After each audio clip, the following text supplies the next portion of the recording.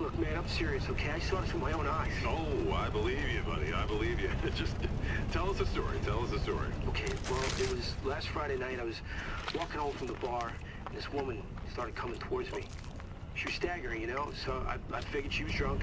Whoa, whoa, whoa. Okay, tell us, be honest now. How many drinks did you have? No, man, I barely had a buzz on. Oh, come on. Look, just listen, all right?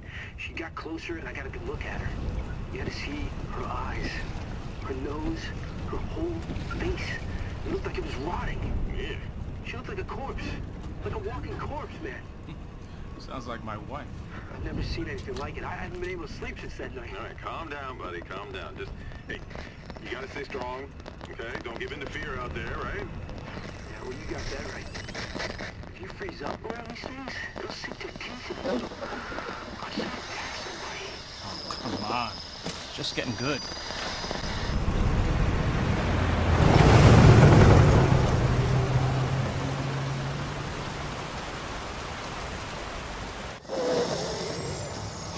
I need some sleep. Oh, shit!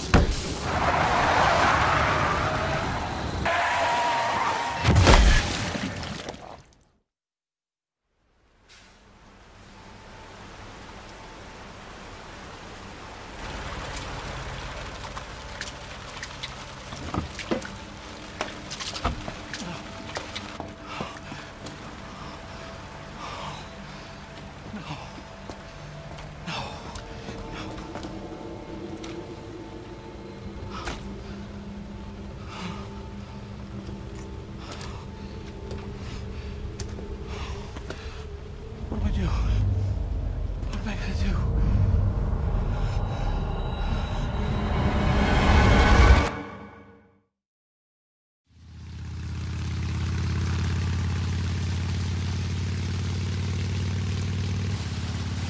Yeah, I'm almost there. You know me, I'll be fine. Sounds good. I'll be back as soon as I find Chris. I will, but I gotta go. Why does everyone think I'm gonna get in trouble?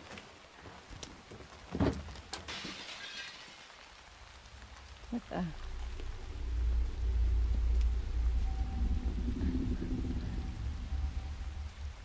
Hello?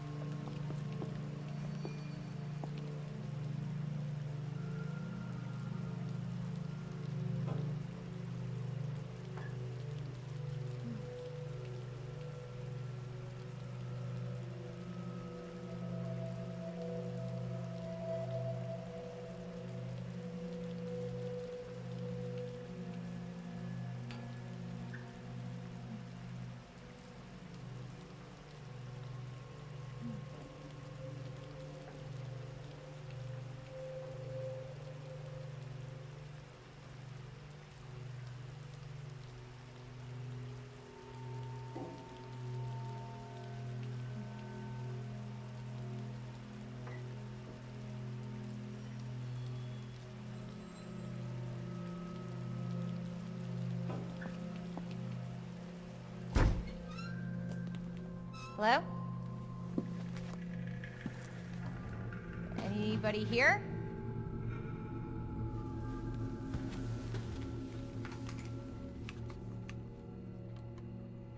Hello?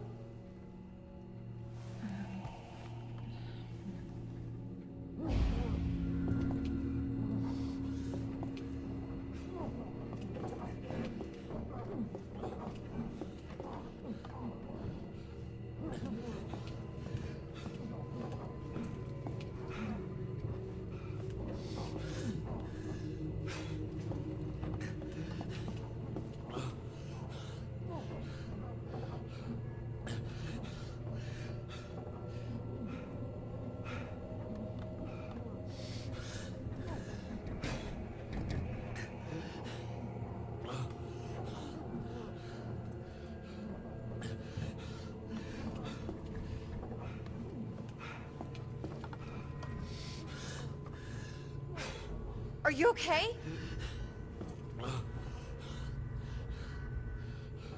Wait here. I'll check it out.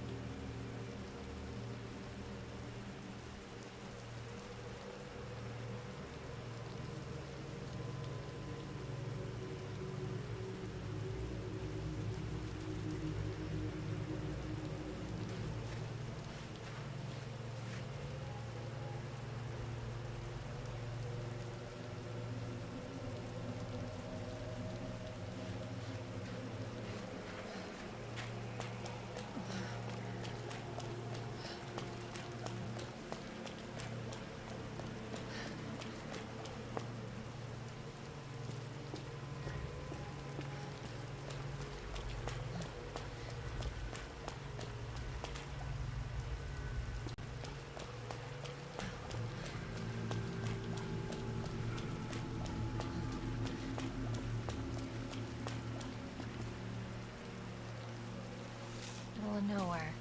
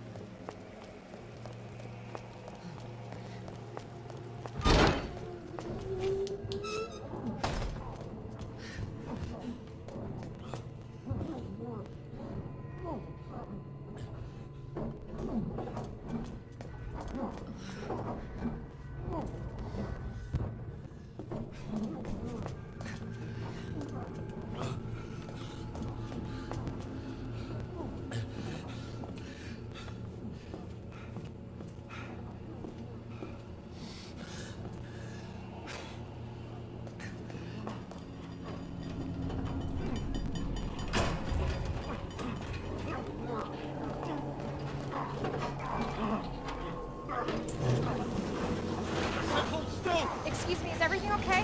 Stay back, ma'am. I got this.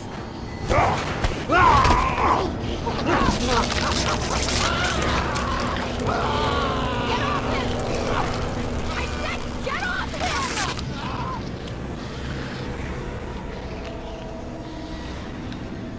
him! Don't come any closer! Shit!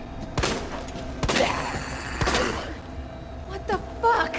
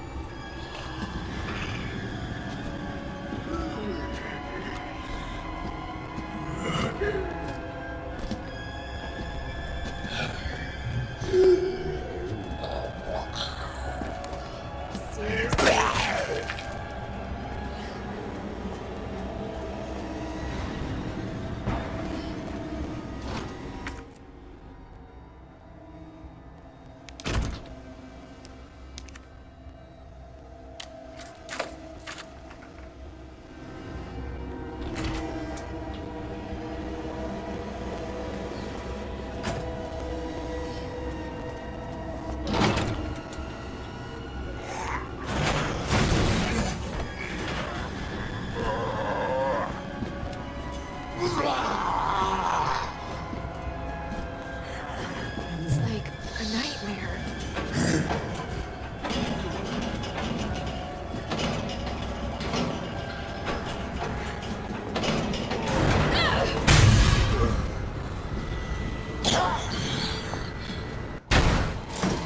Whoa, don't shoot!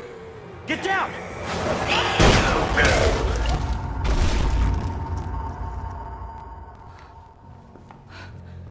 We gotta get out of here. You alright? Yeah, I think so. Thanks. You can thank me later, when we're safe. Really should.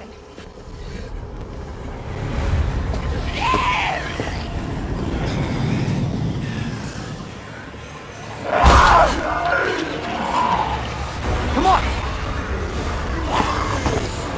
Get in! Hold on.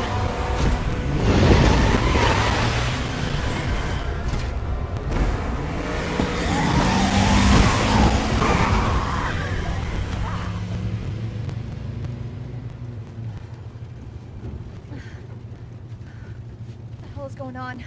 I don't know. Hopefully they'll have some answers at the police station. Wait, you're a cop? Yeah, Leon Kennedy. You are? Claire. Claire Redfield. Live around here? No. I'm looking for my brother. He's a cop too. Well, it's a good thing we found each other. I don't know what to expect anymore.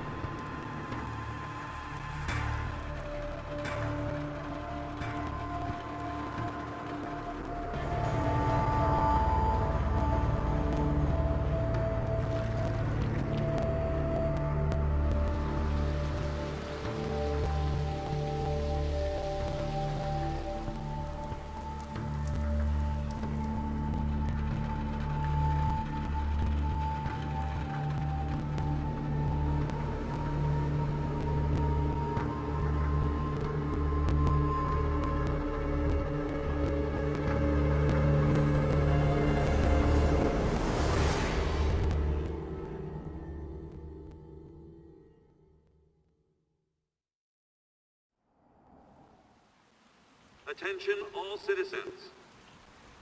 Due to the citywide outbreak, you are advised to take shelter at the Raccoon City Police Station.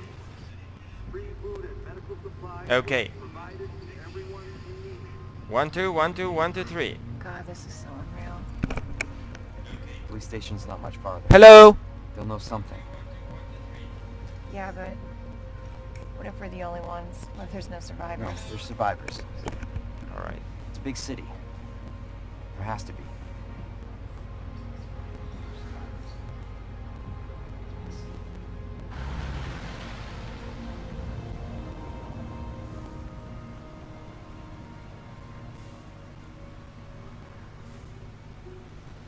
Looks like we're walking from here.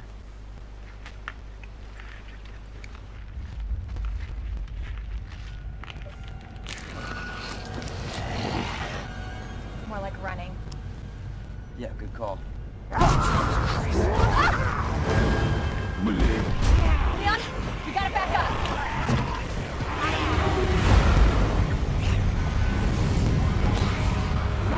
What the?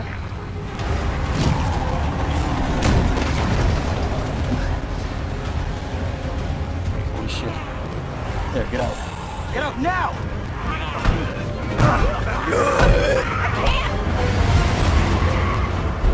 Hold on!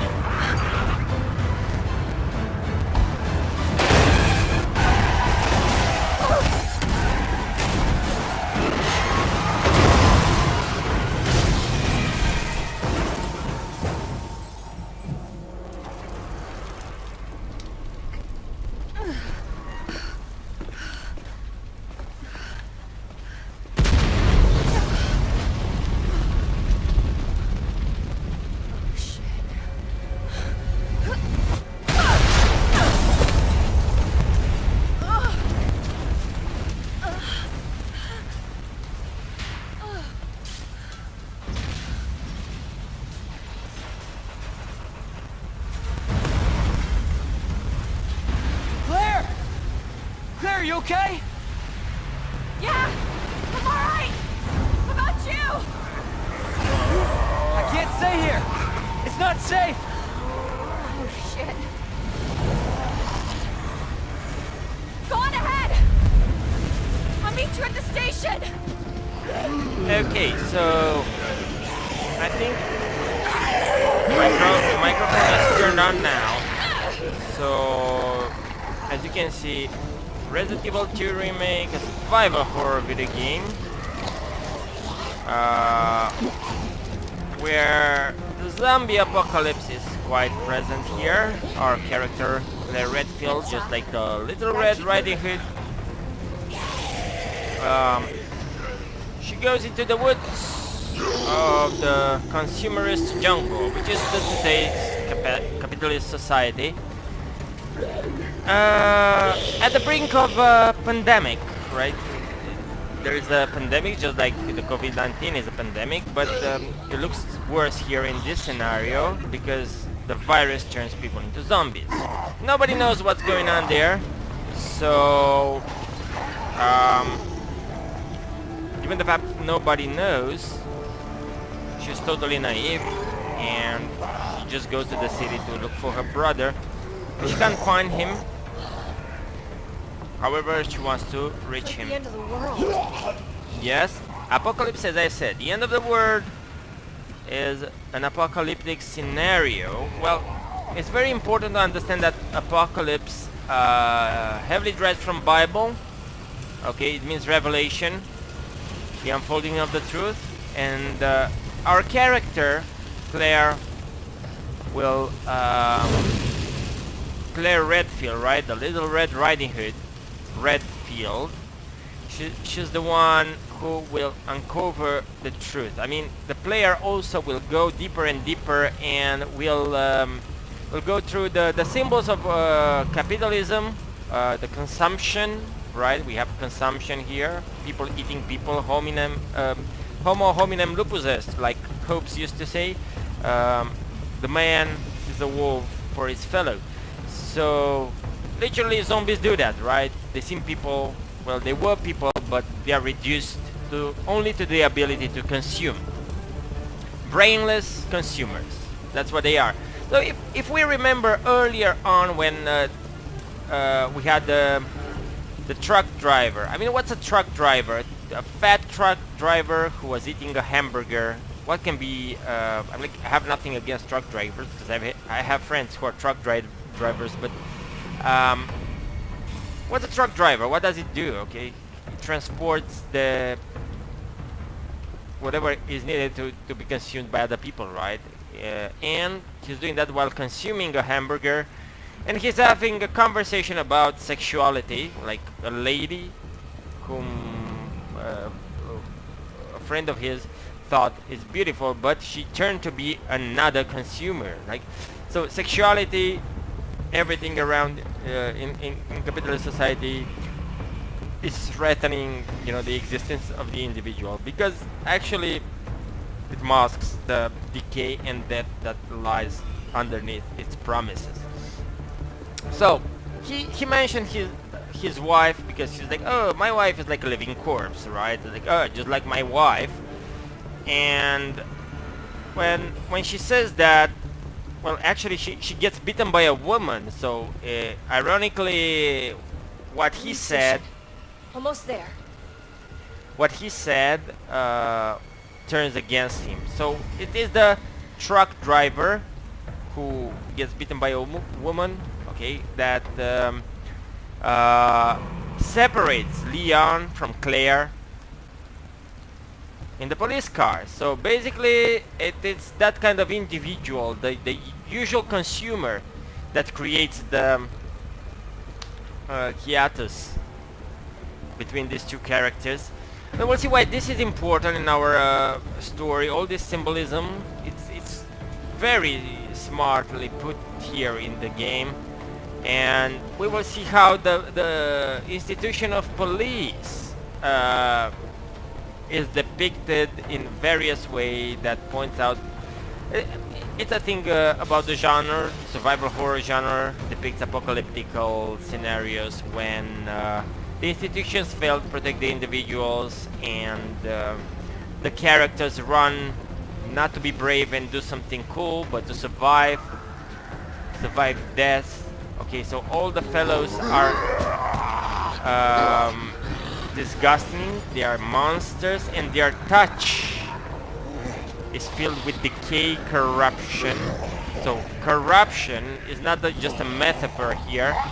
Corruption goes at the physical level, at the decay, disease level, and it infects the people who are touched, no matter what they try to be.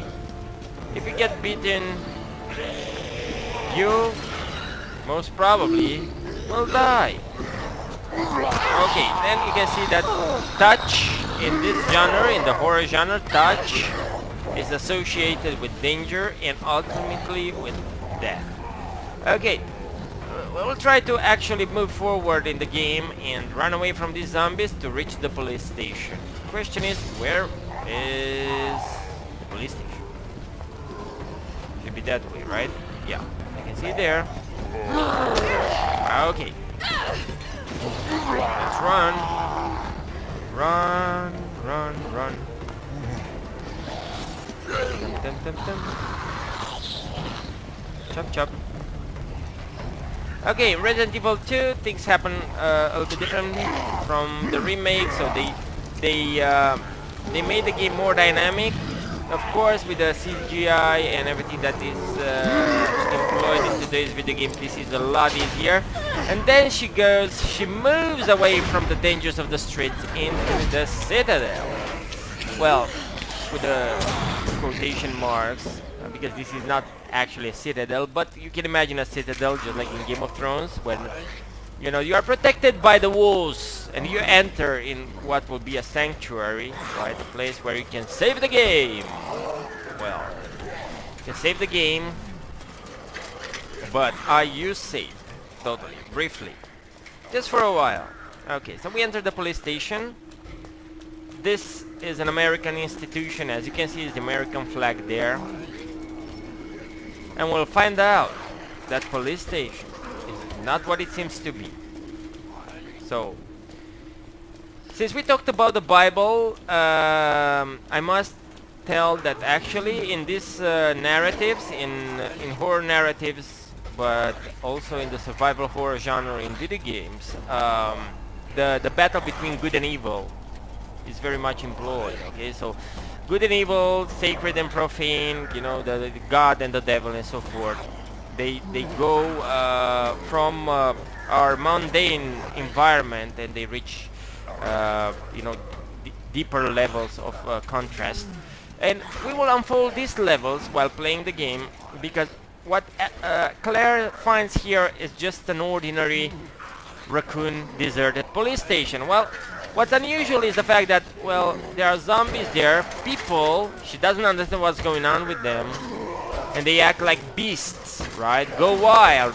Earlier in the game we had that thing, go wild. And also, the idea of sacred God and secret society is employed because the Umbrella Corporation logo actually points out to the Templars. The Templars was a order of knights, but a Christian order of knights under Catholic Church, right? That they fought in the East, and they fought the Muslims way back long ago. And there were many stories, and there still are many stories that surround that order and that disappeared at some point. They were like extinguished, and some of them run away, God knows where.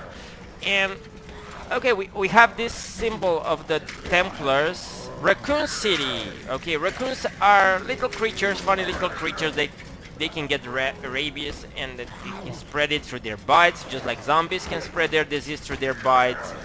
Okay, and of course we may think today's coronavirus. Well, people can actually think of that in these video games because it's funny. Look, is it real? Is it a narrative? Are narratives real? Okay, so we have a task to explore the surroundings here. We enter the building. Anybody here? And we can see that actually the police station becomes something very similar to hospital. Okay, so another place that is called the sanctuary is the hospital, and nobody's there to be saved. Okay, all the patients are outside, already transformed into monsters. Keep out, it's said here. Keep out, keep yourself out. So the architecture is very interesting. We will find out that this building is more than it seems to be, right? Because this building is a museum. It was a museum, that's one thing. But to be a game developer and employing so many things that are related to art, like this Greek statue, the goddess. Okay, what kind of goddess? What does it represent? To be honest, I don't know. I haven't checked this one yet. She has a flag there, so she stands for something, for an idea, for an ideology, or for a virtue. That's for sure. And she has a shield in her hand. Okay, on her shield there is a moon. There are 3 moons. Let me check. Yeah, there are 3 moons on the shield. So she's a moon goddess. There is another statue here. Another shield. Okay, this is a lion that looks somewhere. Okay, it's the face of the lion that points there somewhere. Okay, let's just check. Where do you point at? Somewhere there. We don't know yet why, but I have a feeling that this is because somewhere there is a 3rd statue of a unicorn. Okay, so all these statues remind us of the mythology, of the Greek mythology of Oedipus, who went and solved the riddle of the Sphinx. We know that the Sphinx today is a statue, but in bullets. Okay, in the Greek mythology, in the I forgot that guy's name, right? Oedipus saved the people of his country by solving the riddle of the Sphinx. Sphinx was a mythical creature, just like these statues are. And later on, well, I'm not sure about when the story was written, Oedipus story, but the play. However, now Sphinx is a statue. Alright, so we have these mythical creatures that are the guardians of a secret passage. We will learn that if we solve these riddles, we can open some doors and go further throughout the game. Okay, so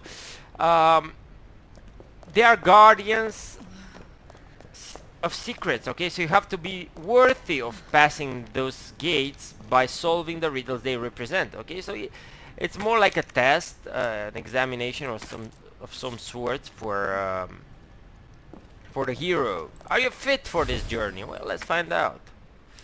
Okay, so in order to save yourself, the survival horror video games, and in order to survive during the game, they don't offer much. They don't offer much at all. We only have like 11 bullets for now and an aid spray. The aid spray aids you for to refill your life if you get hurt, and you can utilize the typing machine if you want to save the game. So Ewan Kirkland wrote about the reemployment of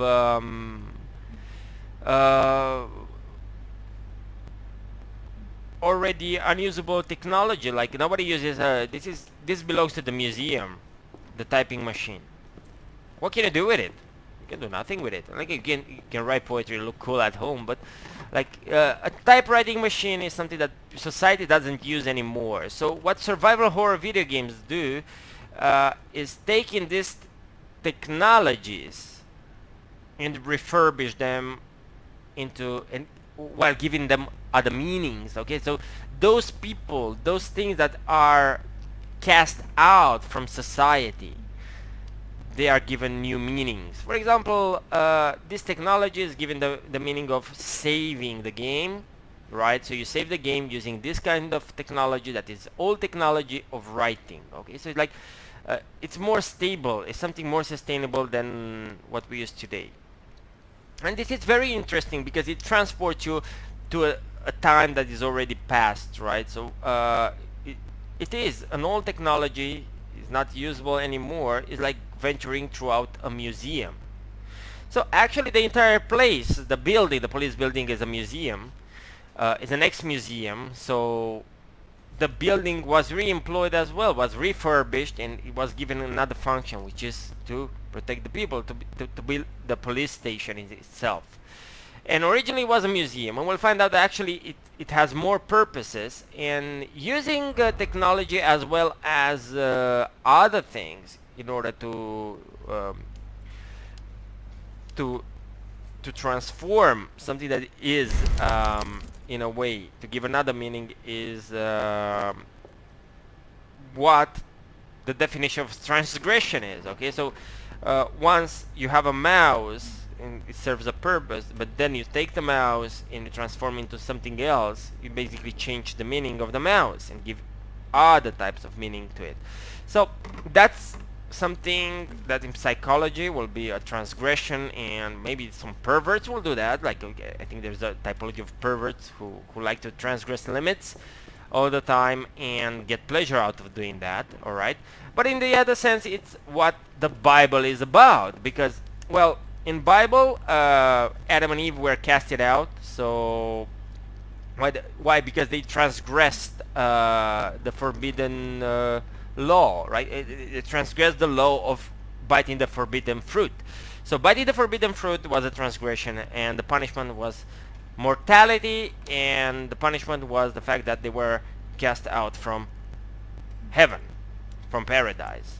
Okay, then here transgression seems to be again something satanic, something that changes the rules of the game. I mean the game of life, the game of society. And if you see the American dream, because this whole game points out this American flag, this American institution, and so forth. If you think about the American dream, that has virtues and so forth, the conspiracy that makes the changes, you know, underneath everything, is actually responsible for the transgression that moves society and humankind outside the heaven of a safe and normal society. It moves it into the wilderness of capitalism and consumerism and it shows us the face of corruption, decay, and death. Okay, so it's something like a reiteration of the Adamic sin. When people did the wrong thing, they were cast out, they did the wrong thing again, and symbolically the society collapses. Humankind collapses in the front of pandemics.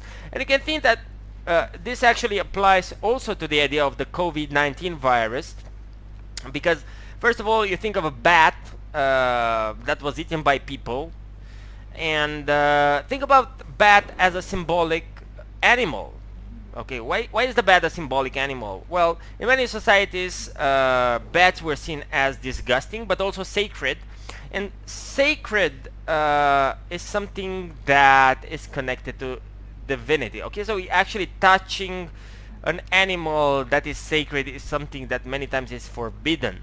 Okay, so biting a forbidden fruit, although we don't talk about the biblical narrative here, right? Because Chinese people and the bats, they are not Christians. Not everybody's Christian in this world. However, somehow in the mentality we can think of that like, okay, so nobody eats bat, they shouldn't eat bat, well, people shouldn't eat bat, but well, if you do that, like there is a punishment. Okay, so something that we don't do. And why are bats why were they seen as why do we see them as repelling, and why do we see them as disgusting? Well, apparently those people who study these fields thought that animals that belong to two realms, interstitial realms, were seen as disgusting, and these animals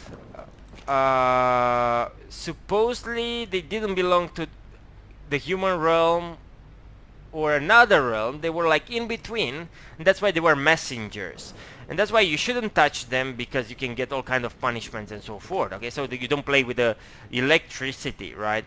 Who knows where electricity comes from? Or you don't play with it, you just utilize it in a safe way, but you don't try to mess up with that, because there will be consequences. So every time when you you play with the sacred things, there are consequences. And in this sense, sacrality, the sacred is something's more real than our everyday reality. Okay, according to these authors who interpreted mythologies and the discourse of the sacred that way. So we have these transgressions of our norms and rules, the social rules and so forth, and these laws are beautifully presented by this institution, the institution of police, of the police station. And this institution is very beautiful. You can see like it has all these arches and architecture, and I gotta talk to my architects friends, because they probably know what this style is. I don't know. So I can say that the statues, they point out to probably Renaissance, maybe Romanticism, obviously Gothic, because Gothic literature also many times employ this kind of spaces. Okay, old temples, churches. You look at the police station, looks like a church sanctuary in that sense. Okay, it has this solemnity that surrounds it. You can see the light coming from above. Alright, so I think it points out also to the Enlightenment. And this is not by mistake, of course. Everything that happens in a video game or a piece of art, if you're a professional, is not by mistake. You're doing these things intentionally. And according to the game's narrative, the Resident Evil narrative, not Silent Hill, but Resident Evil narrative, what's important in this narrative is the conspiracy theory of the Illuminati. Illuminati, of course, are connected with the Masons, and there are even like real people in our everyday life who believe in these stories. Are they real or not? Well, we can't tell. I honestly don't know. But these mythologies, just check Stanley Kubrick's films, because many people, many authors, many artists use them throughout their writings and so forth. Okay, so it's not something that happens only with the video games. There is a reason why people at a certain point they get bored of writing things too obvious, and they start hiding things. And this goes back to Dante Alighieri, and again, this is connected to the horror video games and horror movies and gothic literature. Okay, because many of these genres, they inspired from Dante, of course. Why? Because Dante depicted the inferno, he depicted the hell, and he depicted the hell of course in connection to the sacred, and he showed this hierarchy of demons and so forth. And Dante Alighieri, he also wrote about multiple ways of lecture, okay, multiple ways of interpretation of the same text. That means you can read a text and understand at least 4 different things. So you have the literal meaning, the allegory, and the social, political, and so forth. So if you have the key of interpretation, you can solve the riddle, open up, and get a new meaning out of it, do something else with it. So apparently this passion that writers have to hide meaning in their writings and their games or videos and so forth. I'm an artist too, so I also draw, and I like to hide meanings in my drawings and so forth. So it's something that artists like to do. So as we can see here, we have let's combine these bullets. Right, we have a riddle. There are 3 sockets there, and we have to put something in there, in those sockets. Okay, so let's move on now and have a little fun.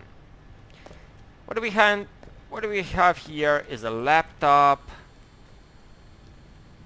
and RPD with a star. Chris, where are you?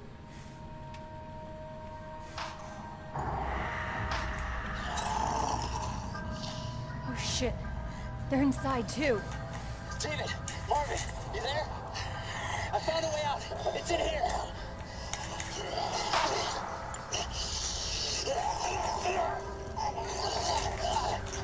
Send reinforcements. East hallway.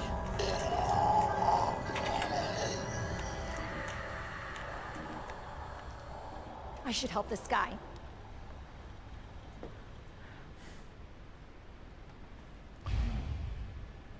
Okay, we'll go on and utilize this is a stash. Okay, so what do we have here?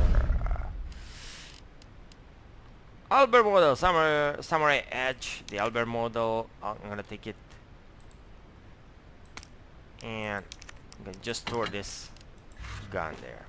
It's better. Okay, so we have the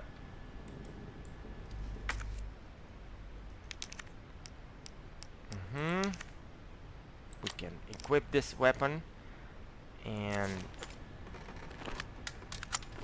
alright, now she loaded the gun. Okay, so of course the character should be helpless or like very fragile.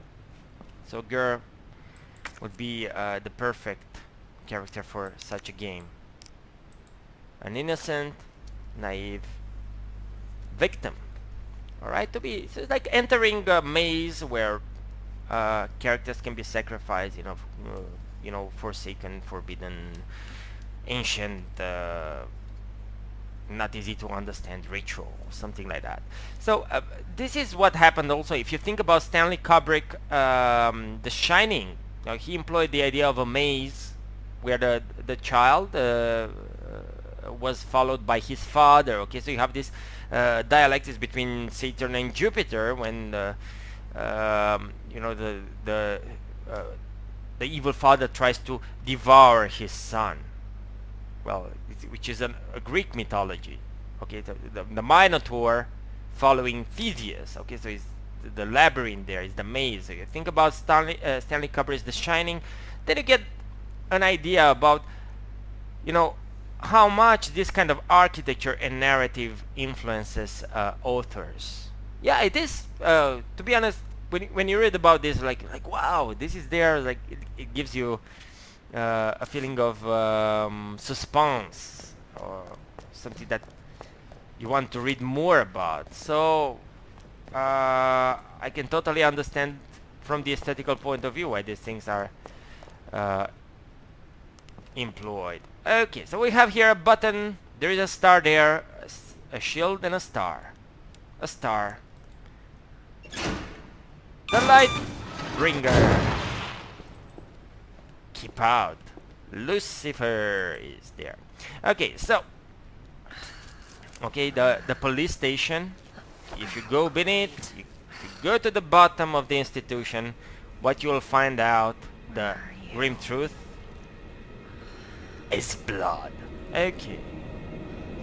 So what does blood represent here? Whose blood is that? Okay, so basically the whole structure of the institution is covered and stained in blood after you move from the beautiful entry, which is the hole that shows the structure, shows the, you know, the beautiful architectures and the, you know, the laws. What is the profane surface of the things? Like, looks nice. Well, capitalism, you go there and buy things and you are protected by institution. You have this total freedom. You can move around and so forth. But once you go down to the bottom of it and try to understand what's going on there, what you find is a pool of blood. Whose blood is that? Who are the victims? Okay, press room, East office. Okay, we have some tags here, right? Press room and East office. What is that supposed to mean? And then lost child missing.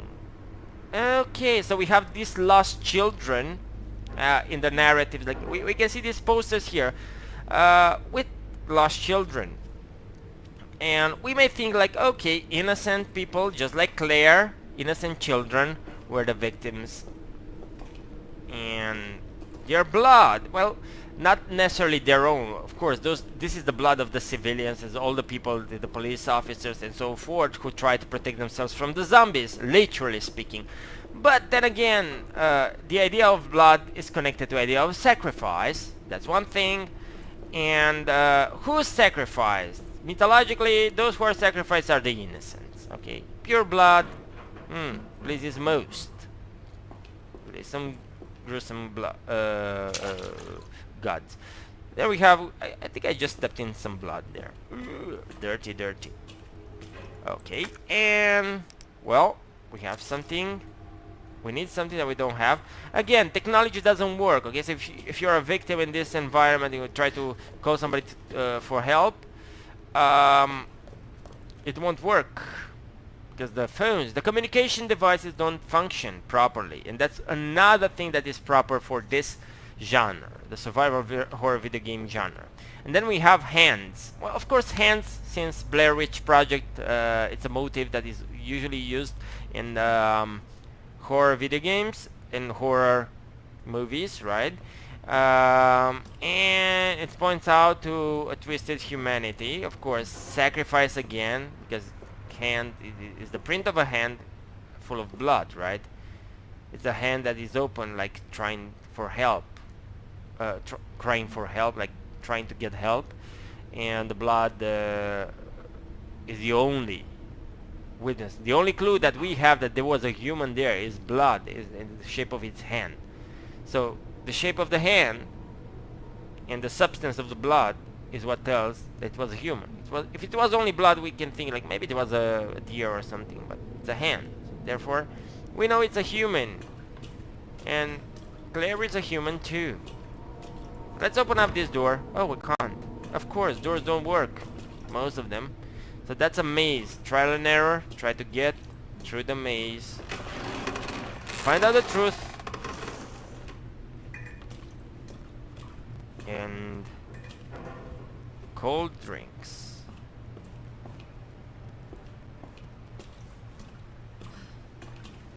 Boarded doors. People trying to escape desperately. Focus, Okay. Claire. Focus. Okay, so we have here focus, clear, focus, right? She goes into the dark. What she finds, it's violence, something that is repressed, something that our society rejects. It's not part of the main narrative. It's something that people don't want to see. It's something that people keep behind. Is the repressed that comes back. Basically, psychoanalytically speaking, it's the repressed that comes back. What does it mean, the repressed that comes back? Well, Jung said that whatever you're trying to do consciously, you know, in your unconsciousness, there is the opposite that, you know, like has the same power, and this tendency develops in the same time. Of course, you might realize that this actually tell us that nothing. It's just similar to the law of conserving energy in the universe, right? Because you cannot add energy or information or anything. You cannot take it from the universe. So whatever shift happens, you know, the total equation is the same. Okay, so it should be a whole. However, I'm not going to interpret Jung now. I just want to open the lights. Let there be light. And what do we have? When we open the lights, we see a victim there. Okay, and the victim is in front of a desk where the authority used to stay and speak. Okay, the authority meaning the American representative and the RPD representatives, because this is the Raccoon City flag, if I'm not mistaken, right? So we have these things that are put, like the two glasses at the beginning of the game. There were two glasses filled with blood or wine, and a bottle there. Now you can see that the flags are there. Okay, we have this duality between two flags, and the similarity because they have the same height. They're a little bit different. Why? Because one is the American flag, the other one is the police flag, but they have the same shape. Once they have the same shape, and there is the same bird that stays on top of them. Okay, what does the bird signify? Well, I'm not sure about that. Not yet, at least. I have to interpret this. I have to go and see what bird is that. Oh, let's try to capture this image, but make a screenshot, please. Oh, all right. Da da da dum dum dum.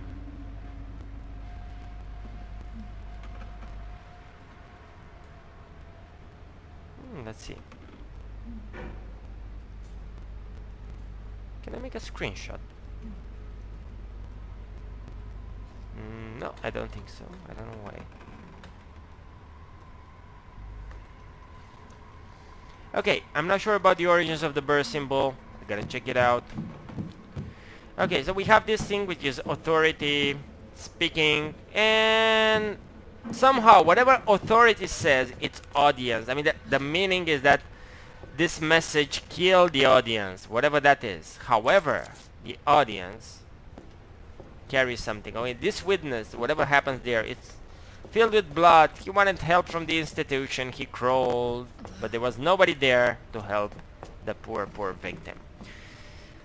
So it's like, I mean, the image is like some invisible authority actually killed its audience, and the idea of shooting, you know, peeping Tom psychology and so forth is presented here because we have a camera, okay, and the camera doesn't film anything. Okay? The camera doesn't record anything. The camera is just put there and points to the light switch, so you can turn off and turn on the light. It's just an indicator that points to that thing. Okay, so once you turn on the light, you see this scenery is like unveiling part of the truth is that the silence of authority that basically kills its audience, and its audience is a civilian, which is representative for the people of our society. So basically we are alone, just like this guy. Everybody, every individual, you know, in the face of pandemics, authorities, they're absent. They don't help, they don't offer help, and we are left alone to rot and die, just like this victim. So that's the consumer. It's a corpse. It's a person who becomes a zombie. Nobody cares. Okay, we die alone in this grim world. So basically, it's very deep what the video games tell us in this genre, in this survival video genre, because over and over I played Silent Hill, I played other video games, and I try to understand them as well. So it's this contrast between beauty, aesthetics, philosophy, and so forth. You know, aspirations of human culture and humankind towards the stars, but the grim, sad reality of our individual lives, unfit in this world, unable to fulfill the tasks. So here we are, walking and trying to solve the riddle through the maze. So this is deeply symbolical. I personally like narratives and symbols, and I like the game mechanics, because somehow Capcom managed to really made the I'm not a huge player. I just played these games, and I played them not because I like playing that much, but because I like the narrative. I tried to understand and unfold the meaning behind it. That doesn't mean that I'm trying to say that this meaning says something about our society, and that there is a cult that controls everything and so forth. Okay, so I'm not that crazy. I believe that this the conspiracy theory in general is a very good source for inspiration for artists and writers. But I think the world is too complex for that kind of a scenario. I have difficulties to actually deal with myself, my own things, right? Just imagine to rule a world. I think it's impossible for a few persons to do that. So anyway, we're moving here, and what do we have here is a spray that is in a toilet. And what is a toilet? Psychoanalytically speaking, a toilet is the place where the repressed comes back from. Like you're trying to flush the water and hide away the things you don't want.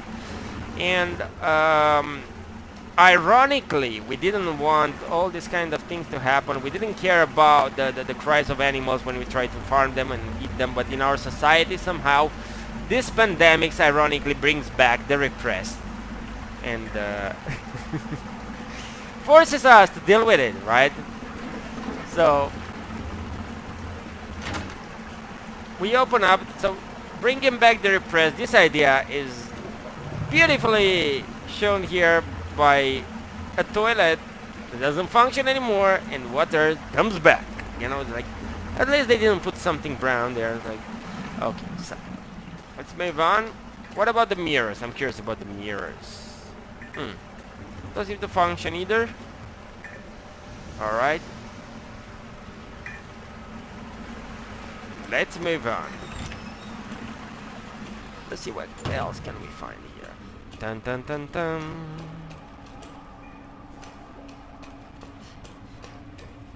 Hello darkness, my old friend. Okay, going back here. Dum dum dum.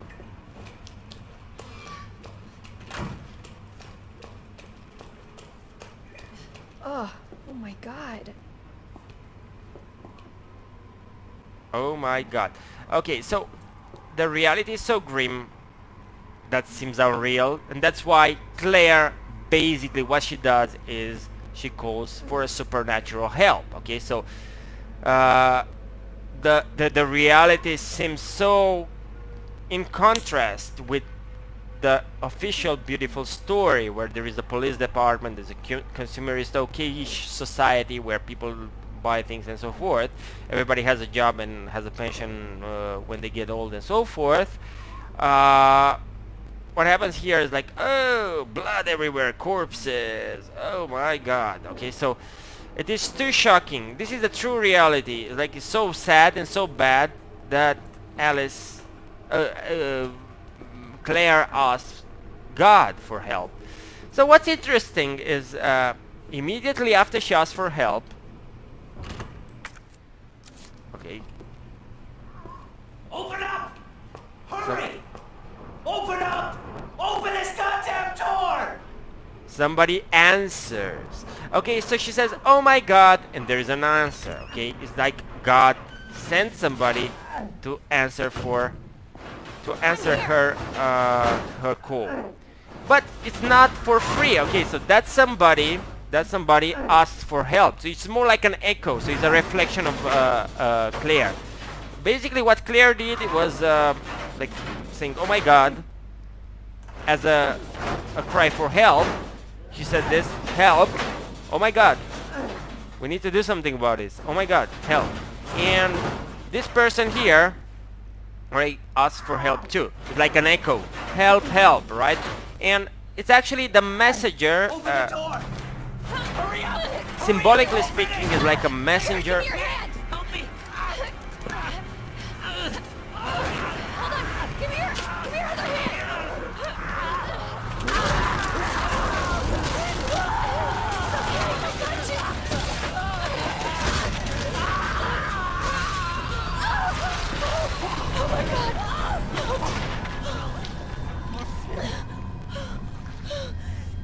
I'm so sorry.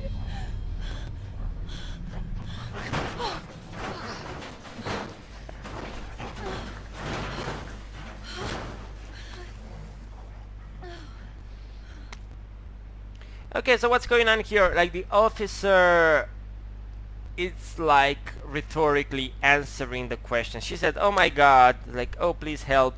She goes there to help, and basically because she helps is like deserving God's help. Instead, the messenger is killed, also as a message to show Claire the gravity of the situation and what can happen to her.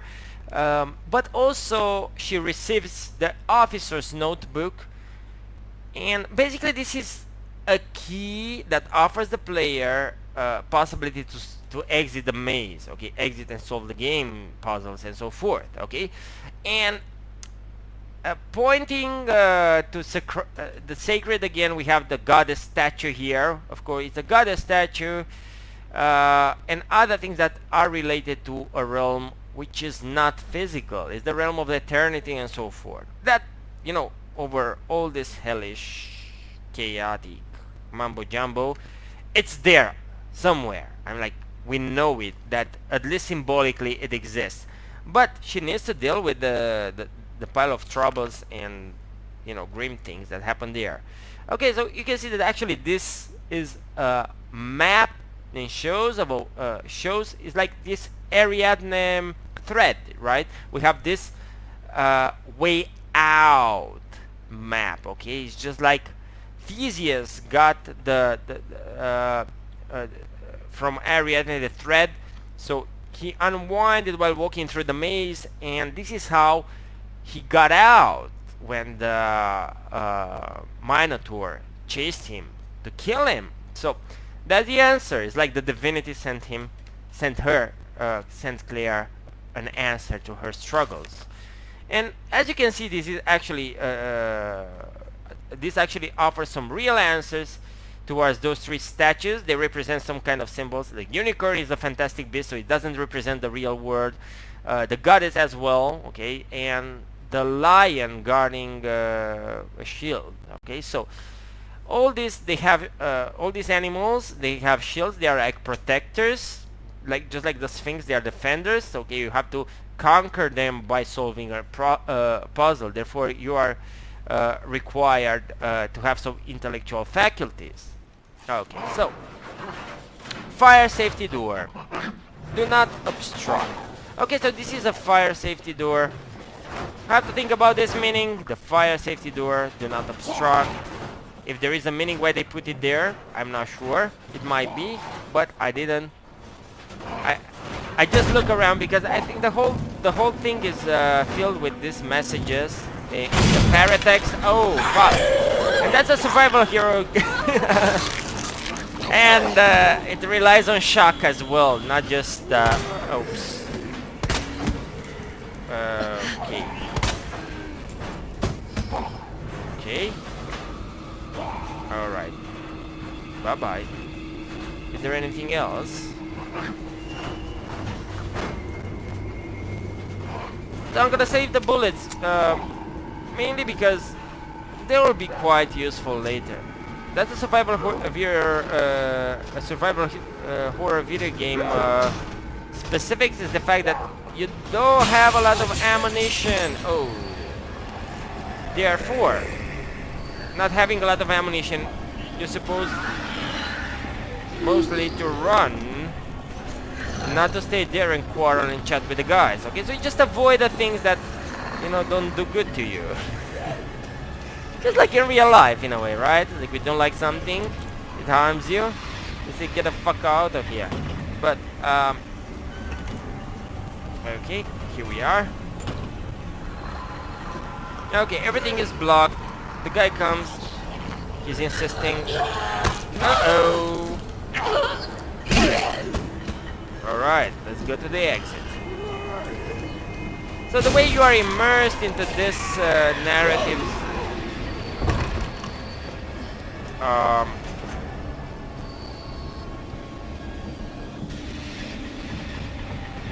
it's stronger, basically. Well, basically, I don't know exactly all the possible meanings of it, but let's just realize that is quite convincing. Okay. Chit chat.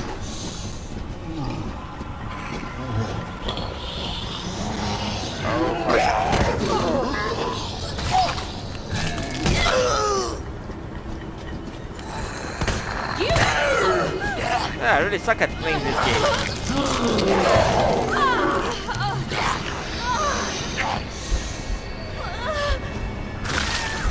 Oh. Oh my god, she died. Okay, I'm gonna come back and play this game from the last save point. Okay, we will see how the last save point. Yeah, gang up against you. Well, thank you so much. Oh, it seems like they really got me at a closer point. Okay. Open the door! Hurry up! Hurry up! Open it! Here, give me your hand. Help me! There you have the notebook. Give me your other hand.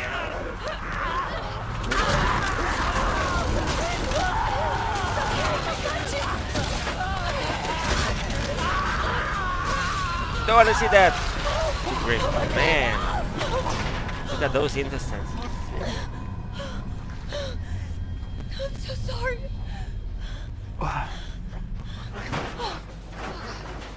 And she has a necklace as well. Okay. You can see that she has a necklace, and it might be that the necklace is also symbolical.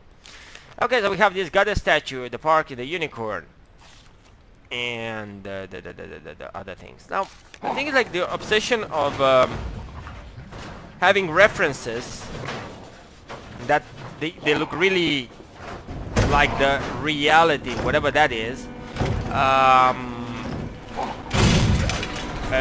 I'm gonna kill you. Sorry.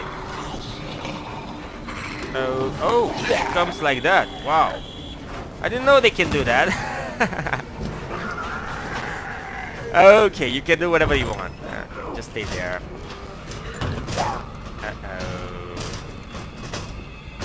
The guy will come back. Oh yes, this one will jump through the windows. Okay, so I think I'm gonna...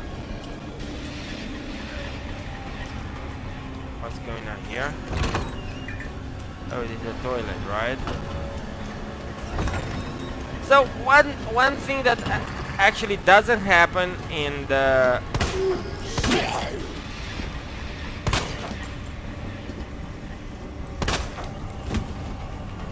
usual survival what was my thought? I had to focus on shooting that guy up. So what doesn't happen in Resident Evil 2 in the first game? Okay.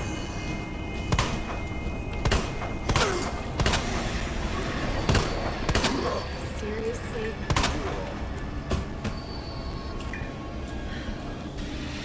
So in the first Resident Evil game, the first Resident Evil 2 game, the one from 1990, I don't know what, I don't remember to have seen this ability of the zombies of moving from one chamber to another. So the ability to move from one room to another is something new, and I think this is very good to put pressure on the player and actually, you know, just construct the feeling of suspense. Suspense is something that is very specific to the survival horror genre. Okay, you need to be like terrified, and you know, they just play on these little wheels in your head. You know, the creator, the artist who made the game. You have to feel the suspense, and somehow, if possible, also. Oh no. Oh shit. Hey, that's a fat fella. Okay, rest in peace. Oh shit. Oh come on, you still have a mouth. A big one too. Alright. Damn it! No, she didn't load, that's why. You okay, mate? Oh yeah, he died. All right. So, suspense and terror can lead to sublime, which is a very, very, very interesting. Immanuel Kant wrote about sublime in his books. So, when yeah, you can do something to actually guard the whole place a little bit. Immanuel Kant wrote about sublime, and saying that sublime is something that you feel in front of viewing, while viewing the forces of nature. So think about sublime as you know, the vision of a storm, huge storm that can literally destroy you and tear you apart, but it's far away, so it can't touch you, right? So like you're still safe.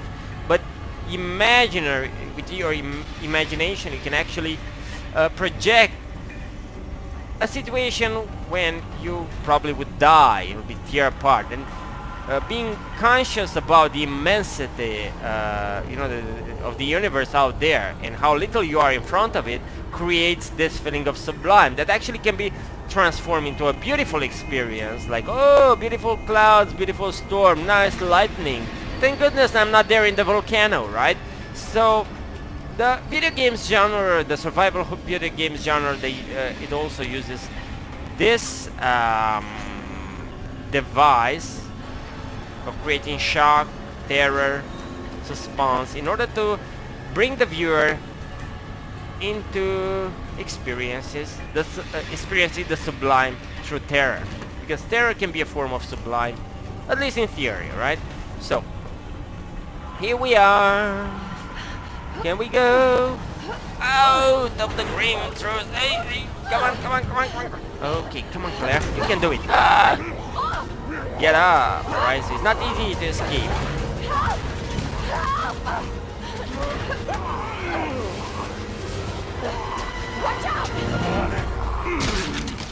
Alright. You alright? Yeah. Everybody likes melons? Safe. For now. Marvin Browner. Thanks. Obviously someone taught you well. Yeah, I know how to take care of myself. Come on.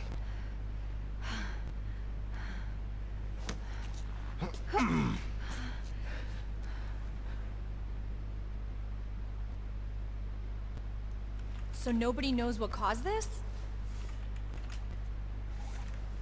There's a lot of theories. But all I know for sure is that this place is crawling with zombies. Yeah, you're telling me.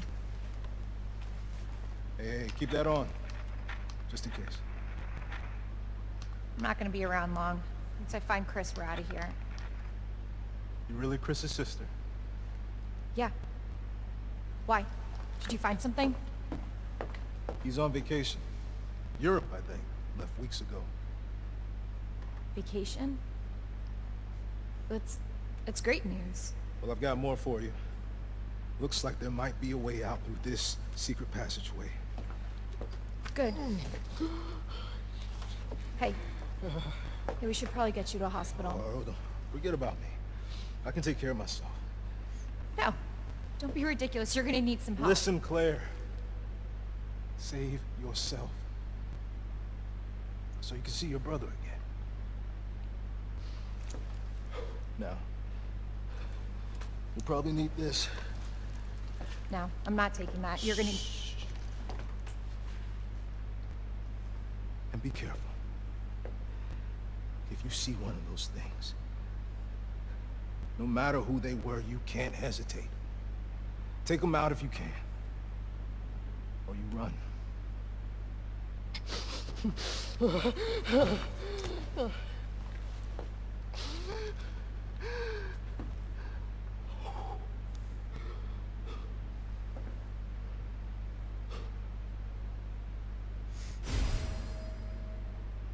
Combat knife. Okay. I'm a little bit curious about Claire's necklace.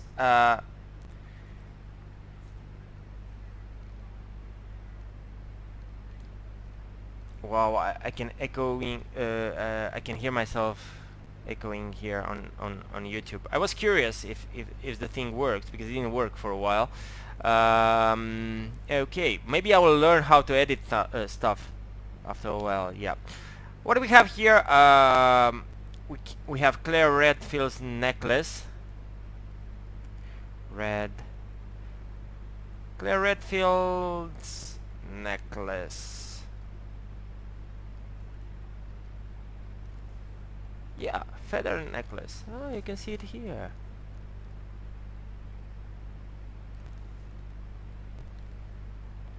Images for Claire Redfield's feather necklace. Okay.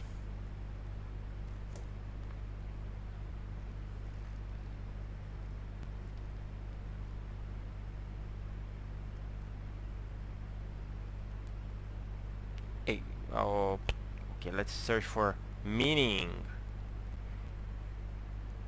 What is that? A little bird, the feather, the symbol of the soul. Okay, let's remove Claire Redfield, and search for feather necklace meaning.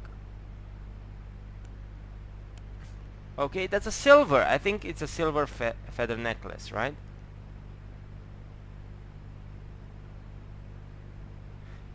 Okay, so we have here, I'm not sure how documented is this finding, so I'm gonna just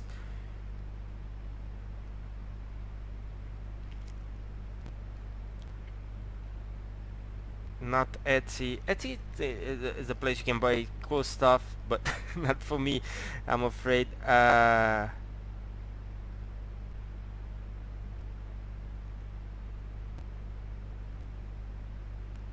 Okay. Culture Cross. I'm not sure about this one, but I'm gonna just go wholesale.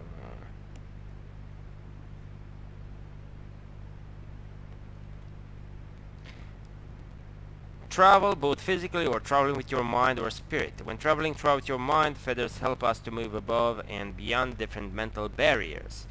Feather reminds us to move freely through life and notice when we need to change the direction we are traveling.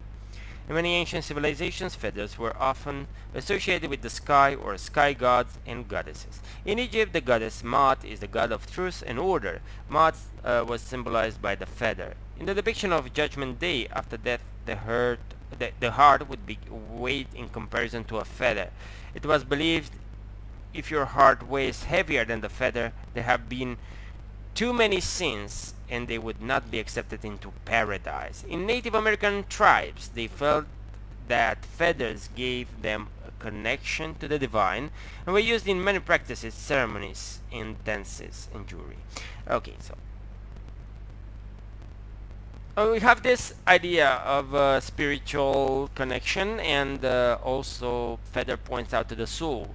And I believe that actually Claire Redfield's feather represents her naivety and her pure heart.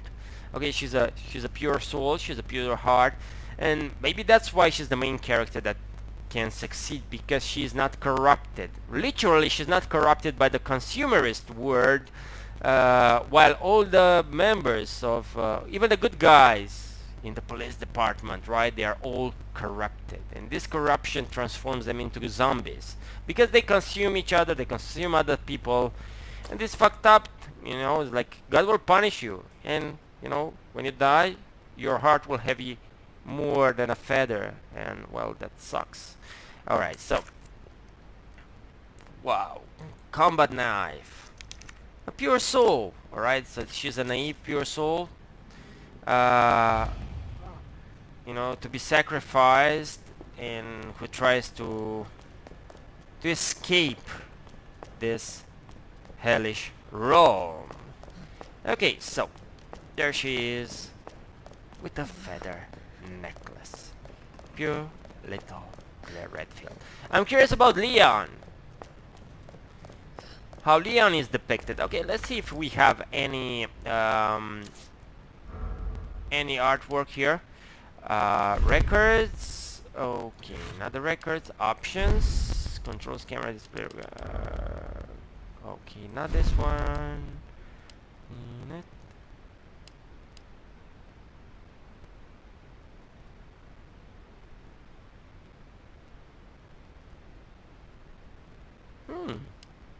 Okay. Controls, not the controls. I think okay, Leon is here, right?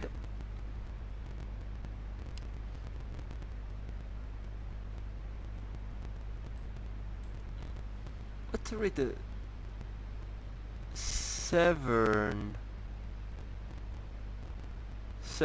Okay, so his jacket has a Severn symbol, which it's a mountain. Will be 7, but there is an R there. Okay, so I just wonder what Severn is, and I just try this out.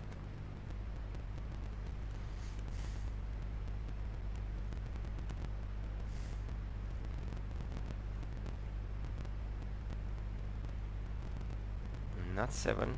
Let me see.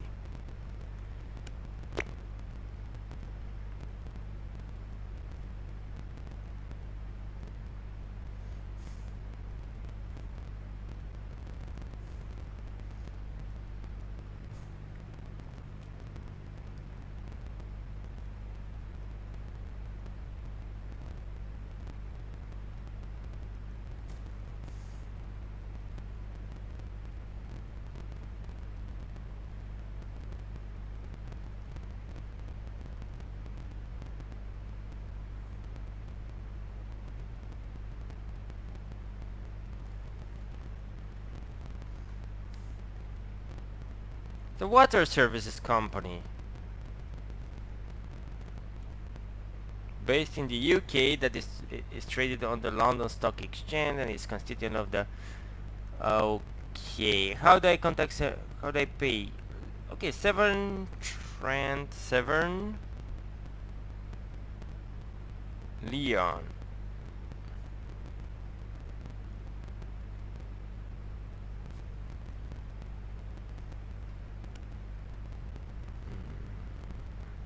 Leon Resident Evil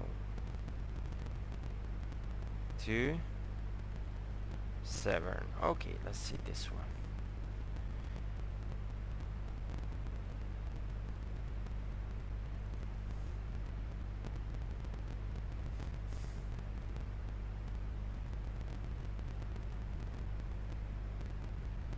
Okay,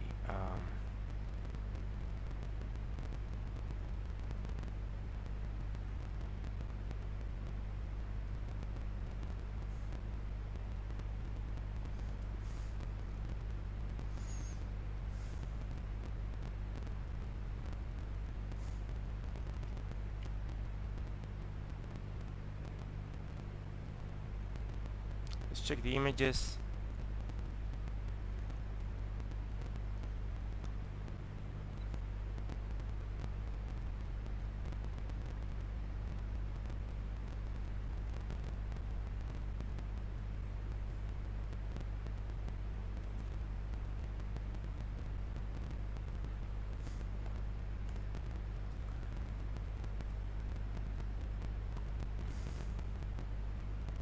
Check for Severn.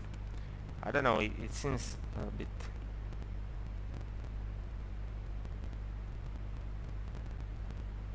Okay, so this is a river that goes through England. Okay, I'm not sure about this one either. Oh, we can tell about it's about Claire costume, right? So while Leon has I at least I don't know if there is any meaning there.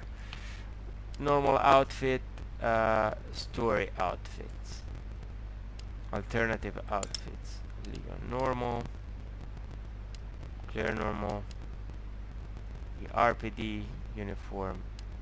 Okay, Claire has that feather all the time, so just have to say okay to that. Let's move on.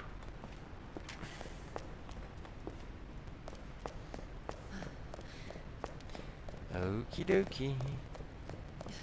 So as we walk through the game, we find out dead endings and dead ends. Sorry, you know, it's like and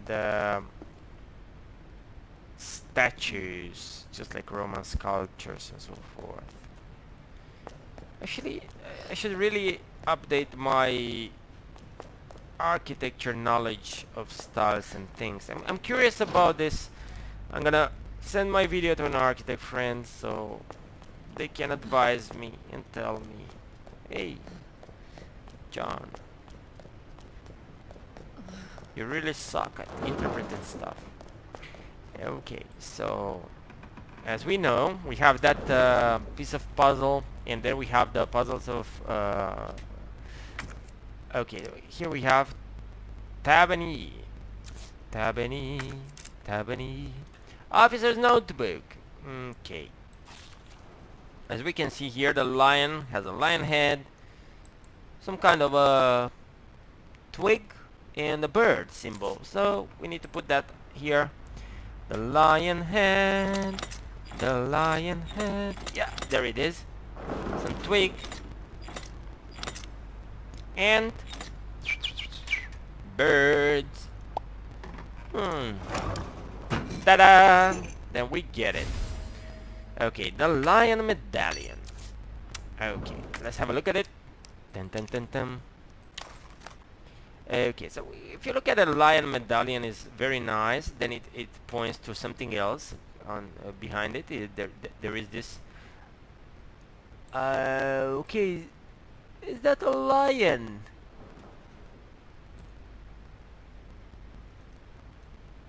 Okay, 3, 1, zoom in and zoom out. Okay, so there is a Virgo holding a lion, or it's like a goddess holding a lion, feeding a lion.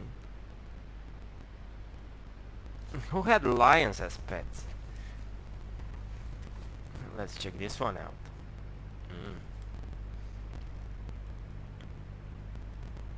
Virgo holding lion.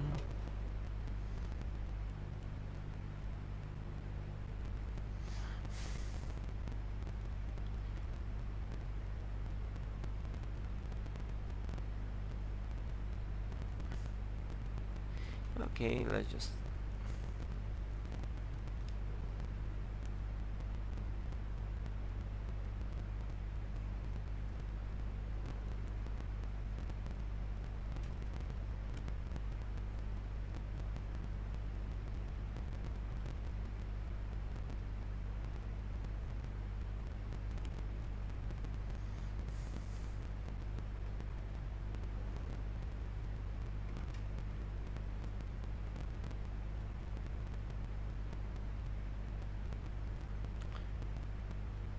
okay, so apparently those zodiac signs, they are very compatible, so this will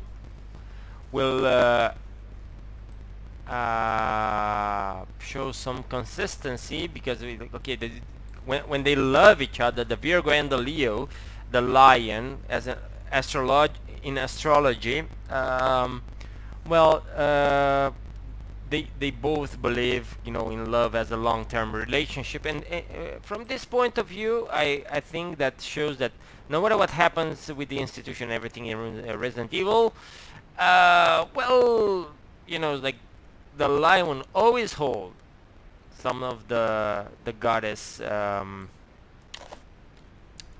symbols, you know? Always have them there, store them, like keep them, guard them, so forth, because they're really good friends, so to say. So let's put this one here. Use. Ta-da! Then something unfolds. Sully was right. Yeah, but we're not out of here yet. Oh, poor guy.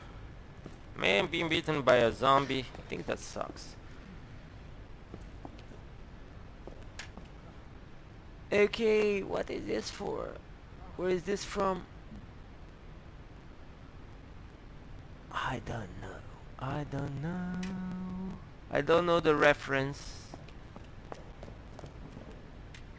In Resident Evil 2, in the original game, reading the paratext was easier, because you can click and see all kind of articles to give you more information about the narrative of the story overall.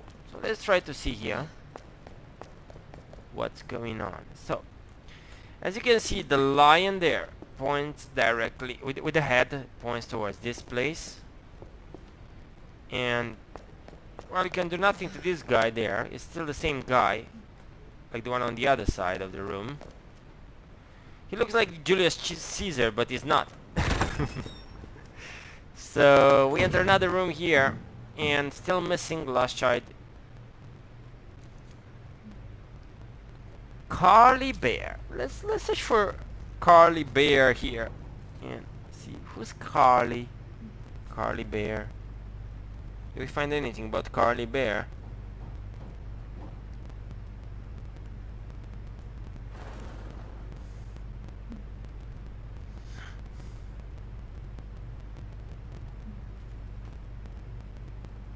Okay, so except Carly Bear was a young child from Raccoon City. She disappeared in the days leading up to the Raccoon City destruction incident, and posters were placed up around the Raccoon police station. Yeah. Is that all?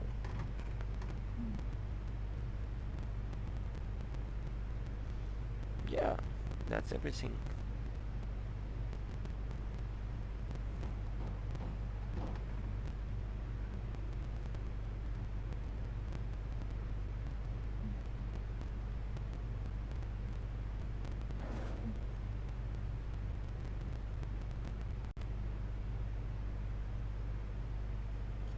Yeah, apparently, well, I'm not sure. Okay, so just a random name that appears there. It's a name that probably doesn't signify anything, or it might signify something that I don't understand.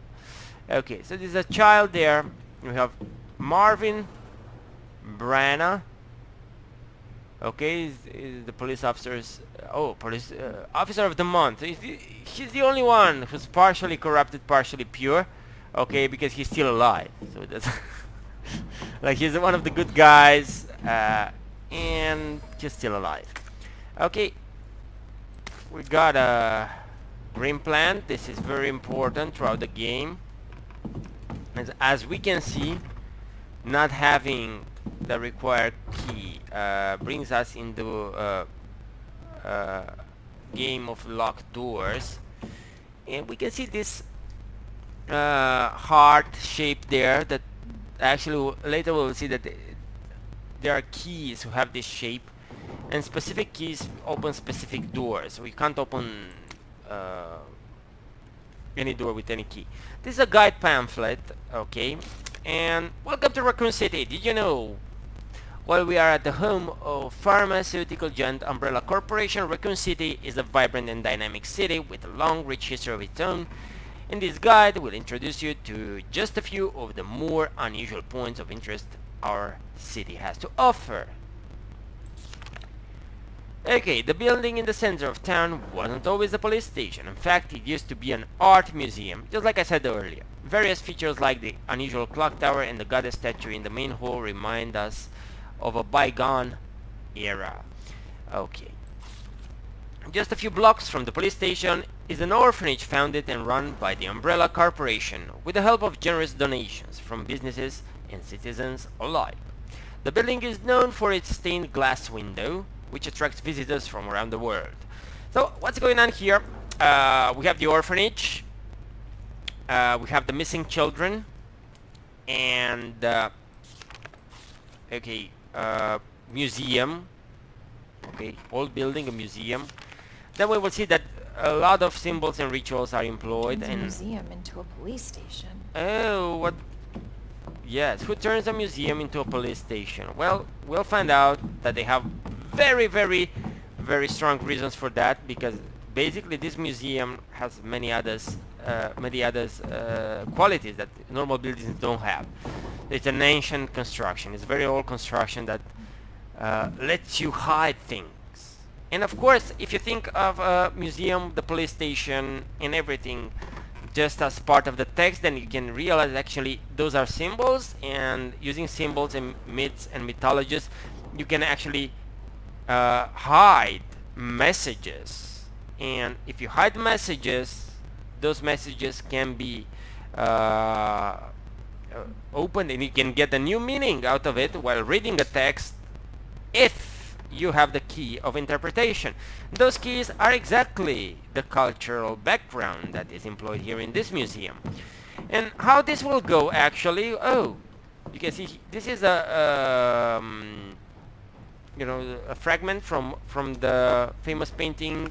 This one I know, Iocast and Holofernium. Here, Iocast is the woman who in the Bible. Then again, the Bible. Okay, this is not by mistake, as I said before. Like all the apocalyptical narratives, like all this battle between good and evil. You know, like Satan and God at the end of the world, right? The good and evil and all these monsters, so forth. I employed in survival horror video games, and here we have Iocast. I think it's that. I don't think I'm making a mistake. I didn't prepare for this video, but Holofernium is a character from the Bible, and she decapitates the male. Okay, so it's a symbol of it's a feminist symbol of the woman that uses grace or whatever you want, like in order to conquer the aggression and brutal force of the male, if you want. So she's using cunningness and intellect to beat the monster. Okay, so Iocast and Iocasta. Okay, and Holofernium.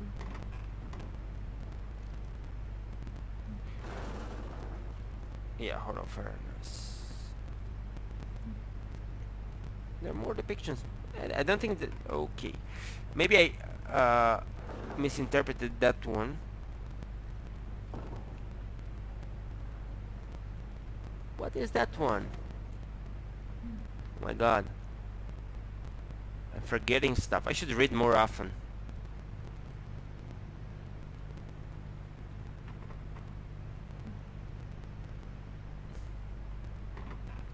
Where is that from?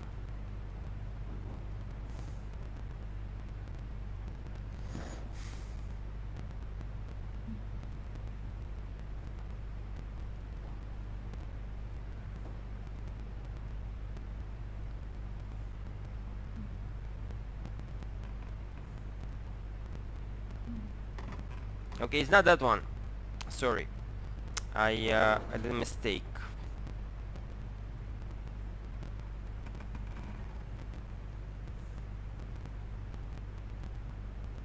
Hmm.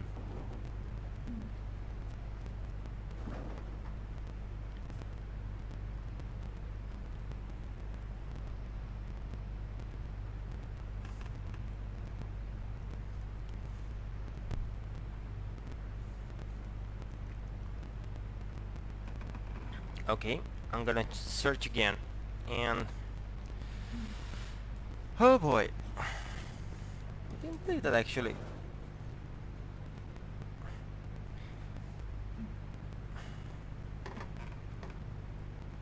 Hello.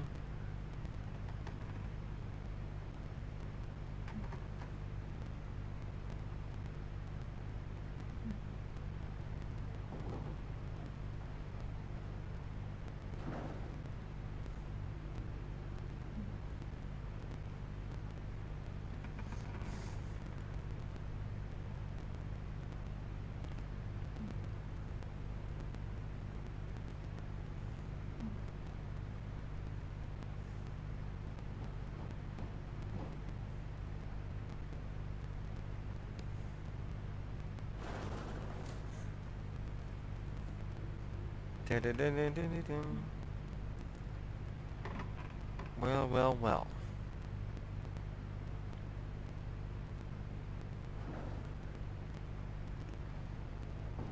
It's a famous painting. Should be easy to find it.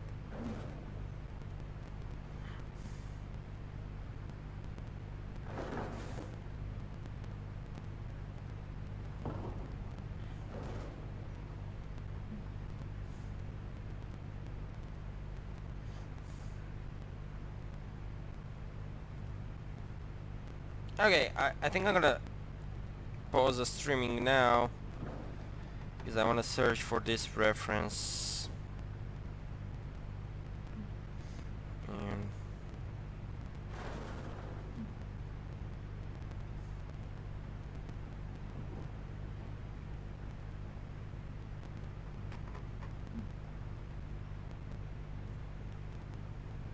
no, just press the wrong button.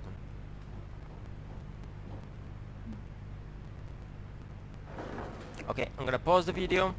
We'll continue after I find the reference.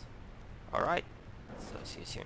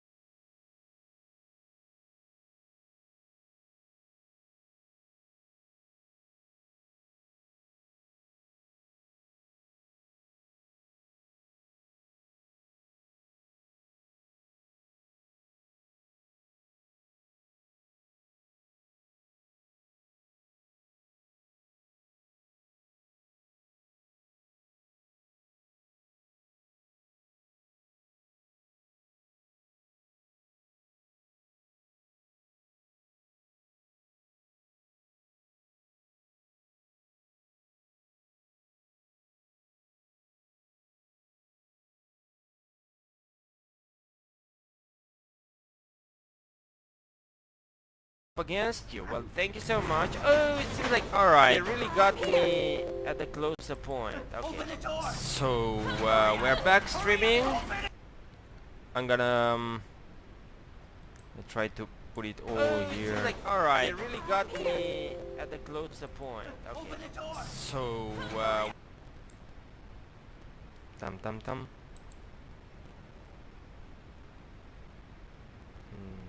From the yeah.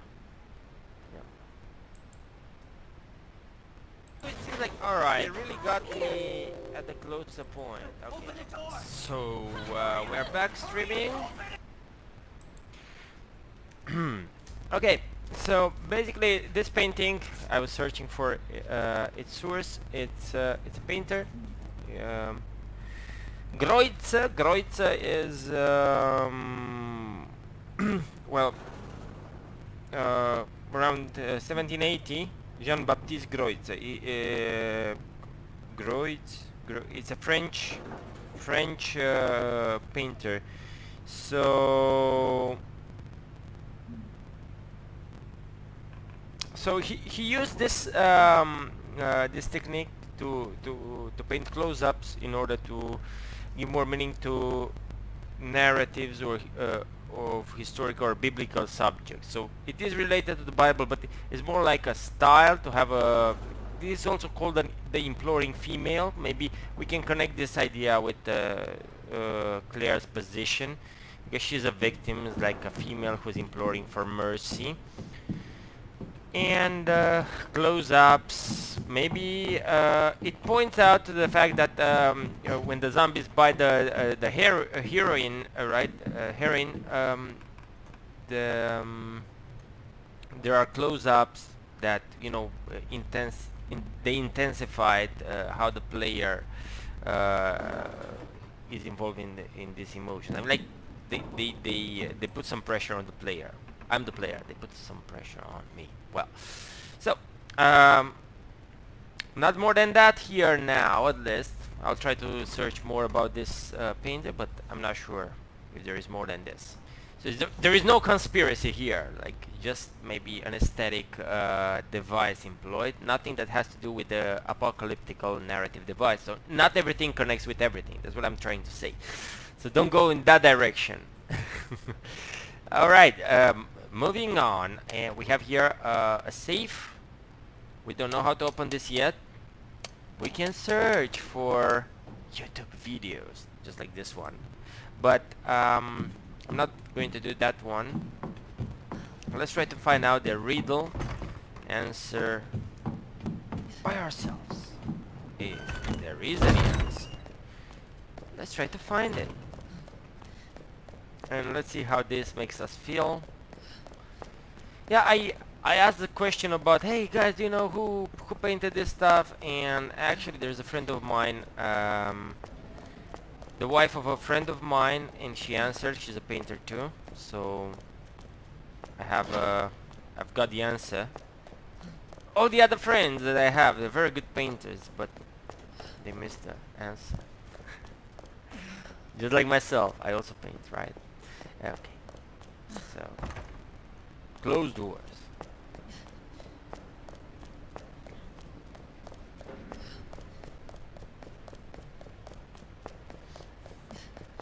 Marvin, what's up, buddy? Okay, so another closed door. What does she have here? Oh, she has the knife. Open up.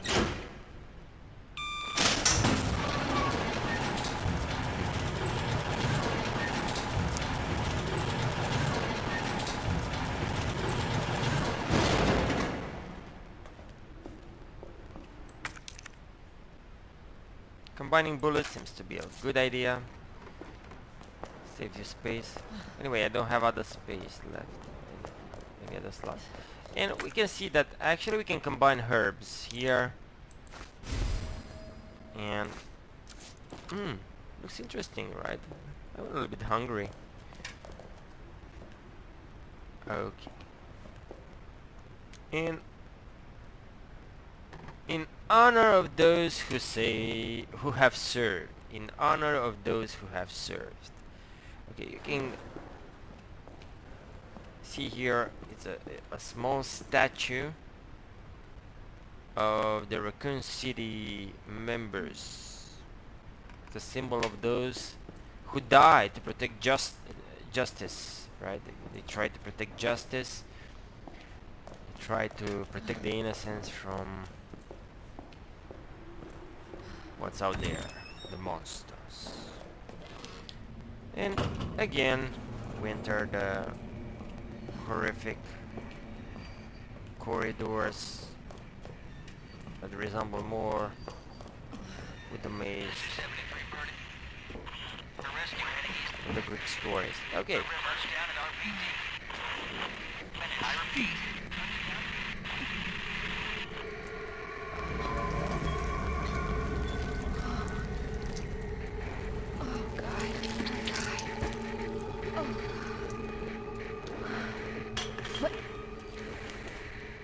Who's there?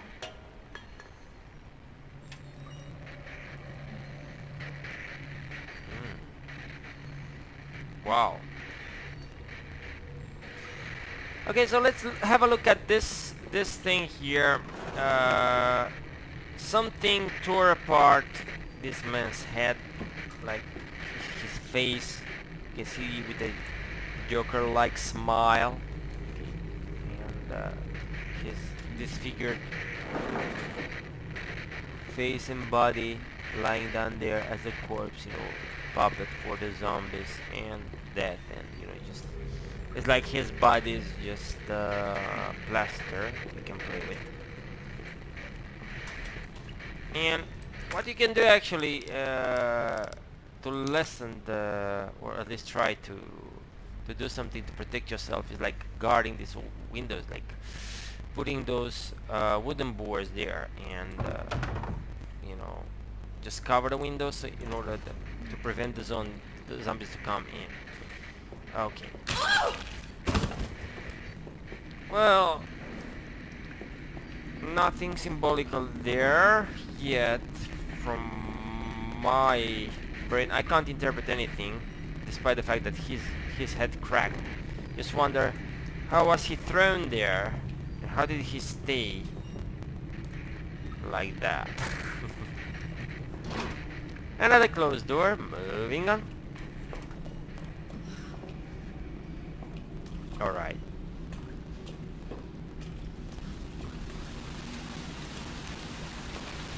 Maybe I need more boards. Definitely. Zombies will come from that direction later. I know it because I've seen it, because I've played it. Oh, there you are. Nothing there. Oops. There she is.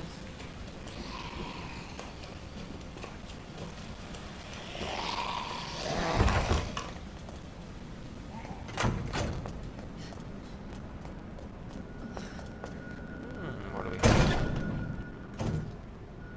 Will she enter the room? Yeah. Oh my god. She or it. Because zombies don't have a genre. It's not like a woman or a man anymore, you know, it's just a zombie. You can actually put a label on it. So zombies are just like the capital, you know, like money are beyond good and bad, can be used both ways. Okay, maybe zombies are bad, right? But they are beyond gender, because you can't say that zombies are...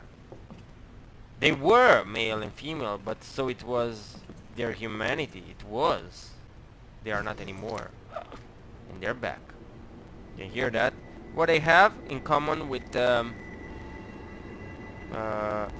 my interpretation of the symbols and the sacred is that the fact that they don't die, so they are beyond life and death. Okay, but beyond in the sense that they're not eternal, like living forever. They're like dead forever, but moving as a paradox, because what moves should be alive, but they move as an animated corpse, which is not an alive thing, and that's something very different from a live object. So the question is, what animates them. Okay, it's the virus, so basically the virus will be the only thing alive in them, but that's not something sentient, so it belongs to another kind of realm. Alright, enough with this. Record of events. September 25th, we're turning the station into a temporary shelter due to the massive sudden outbreak. All police personnel have been instructed to make the safety of the citizens their top priority as we try to accommodate as many of them as possible. Okay, so this is like a journal when the police, you know, is on the barricades trying to survive. One of the refugees attacked us in the middle of the night, resulting in the death of one officer and injuring 3 others. Okay, so it's 1 and 3, it's a very symbolical number.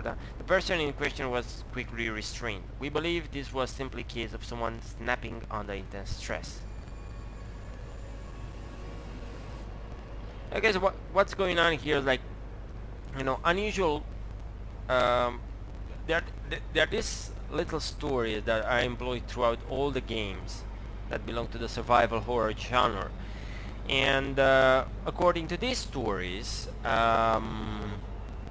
well, what you have, when this is actually the usual horror setting, you know, it's like when you have the intro of a horror setting, it's just normal life that is very well depicted as an, you know, the usual normal safe American dream in this case, right? And you can have different places you can put the action, right? So these people will act according to their habits.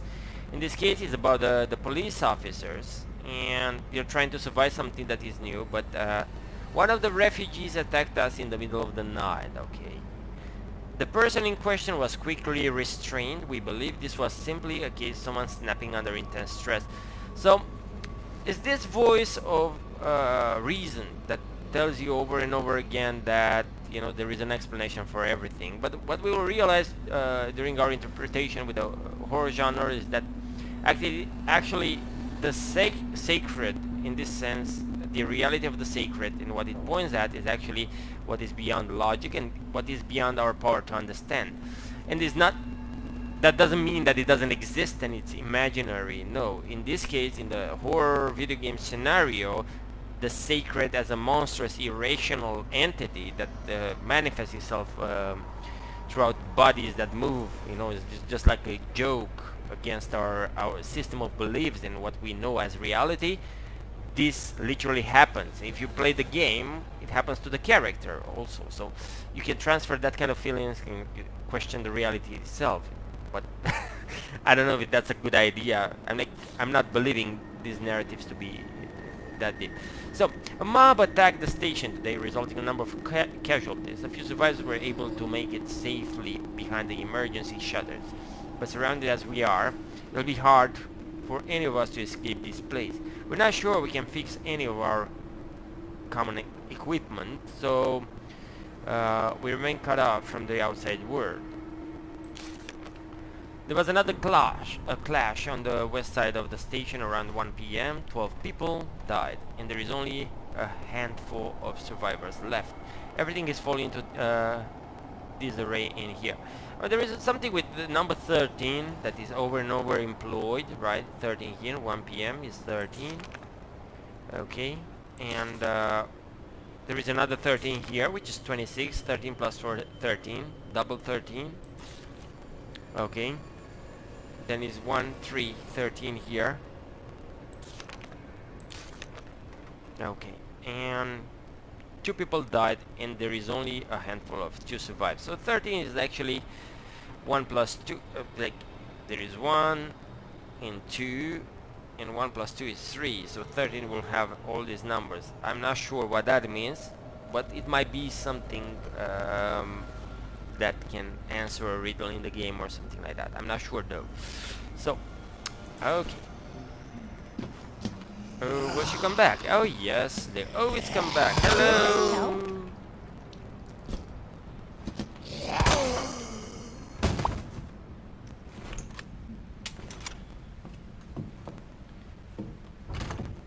Oh, as you can see, locked doors. We need to do something to unlock them.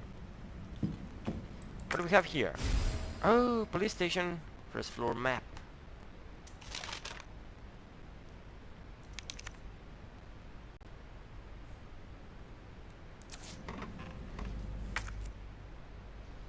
Okay, so this is a map. I didn't find any meanings to the map yet.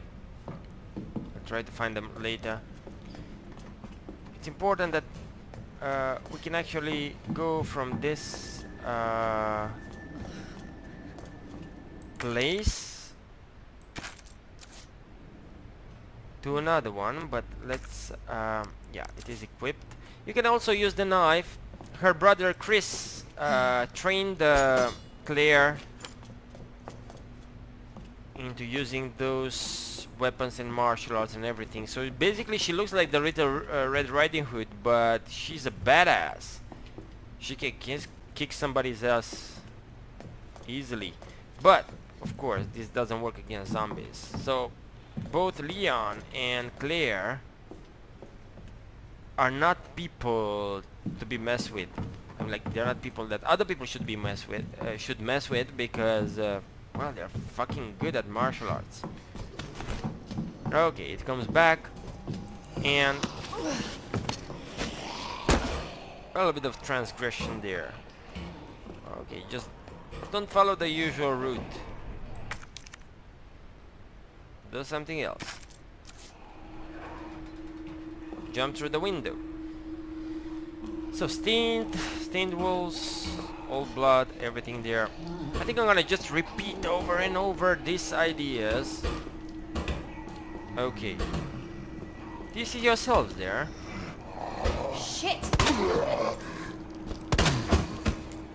Because I see myself when these things don't work. Okay, so alright. Well, he was a zombie, I forgot. So basically he doesn't try to buy anything, and he heard me and he's upset.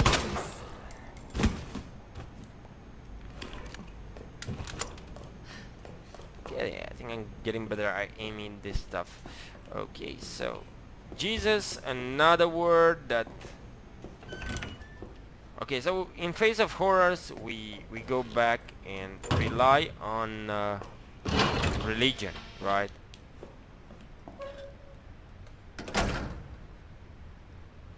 Which is also the sleep of reason that creates monsters.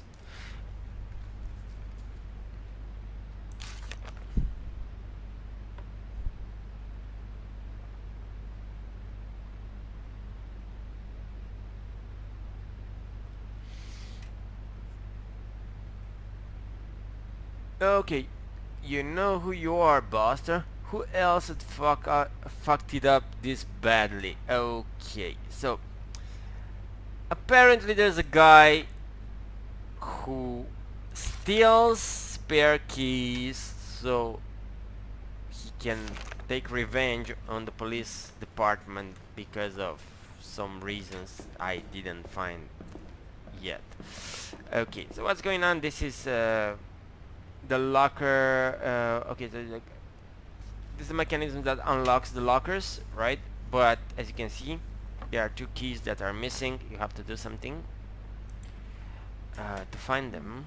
We can't find them here, and eventually they'll open up, they'll unlock these things, and you can get more ammunition there and other stuff like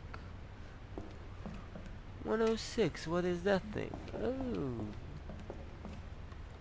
it's a film and more ammunition.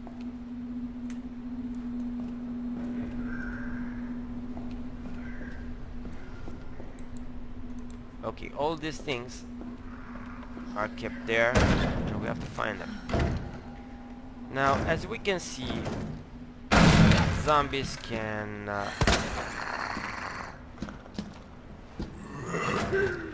yeah, I think I played the easy version of the game when I started this one, and they weren't What the hell is so up with you? so desperate to kill Claire. This is the normal version. I imagine how stressful it would be if I'm gonna play the hard. Okay, so let's go to the west office. Maybe this guy came from there. Okay, bullets. I like bullets.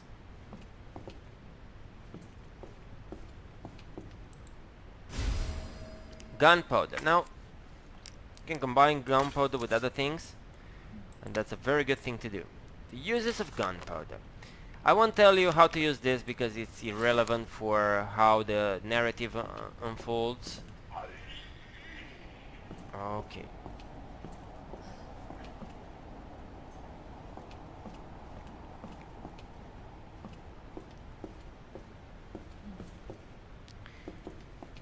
But speaking about zombies and why are they connected to the sacred? I mean, like the symbol of zombies. It is connected to the sacred. We'll read the report right away, but I want you to see the zombie. Okay. Maybe I said this a few times already, but I tried so many times.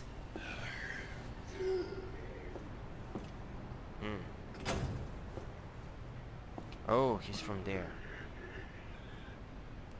Okay, I tried so many times I tried to upload the videos on YouTube. It didn't work. So... Not good. Man, I missed those 3 shots. You asshole. Yeah, well, this is a more like a feminist saying, like you asshole, right? So the males are there, and they are totally assholes. You can see this side of. Oh no.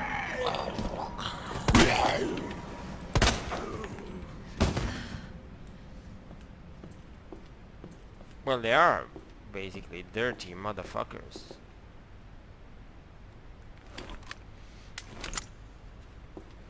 Okay, so what you get there is this body that walks, doesn't have a consciousness and wants to eat you. What does this have to do with the sacred? Well, as I said before, interstitial beings like the bat and the frog were seen as sacred by many cultures. This one is interstitial because it belongs to the realm of humans, but is not.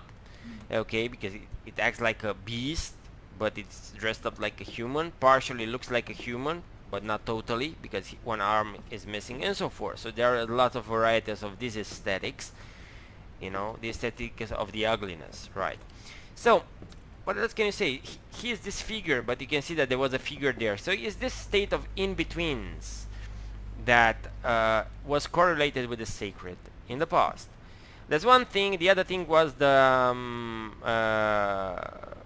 fact that in the Bible, at some point, I forgot where, I have to check, but I'm pretty sure that I'm not telling something stupid when I'm saying that, you know, the people were promised bodies of grace. I'm not sure if this is how to translate the word, but you know, immortal bodies that are not corrupted, and that was the core belief of Christianity. And you know, that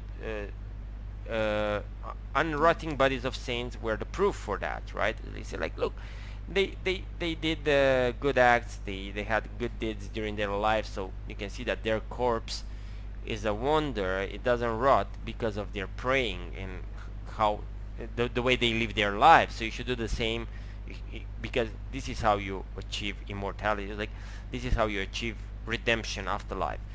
So of course this is a very deep thing. It goes throughout all the cultures, not only the Bible. You had it in Egypt, there are many others as well.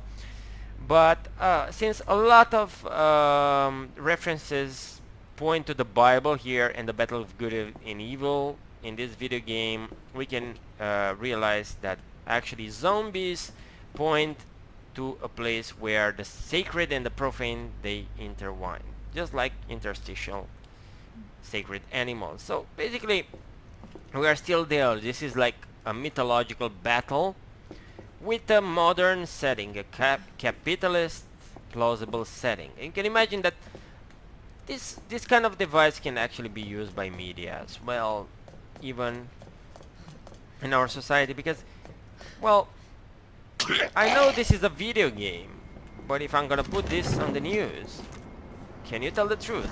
I'm gonna tell you this is real. What's up with you? It's more like, okay, yes, use the knife. Oops. Man. That was bad. Almost fell that. Didn't die. Oh, fuck.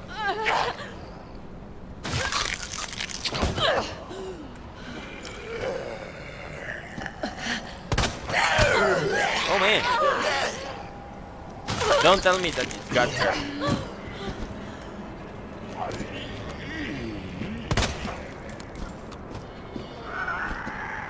You asshole. Okay, come on.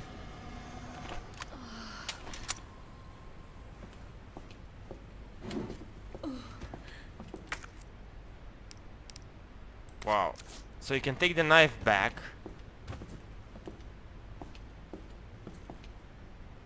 Yeah, they are definitely stronger if you play on normal than if you play on easy difficulty. Now you can feel the that you don't have many chances to miss your targets. I'm not very good at shooters. I never liked shooters actually. Okay, another safe here, and the American flag is there. Another person who's a zombie waiting there. Okay, so it's like a piece of furniture. Then it will come back to something that is not alive, but looks like it.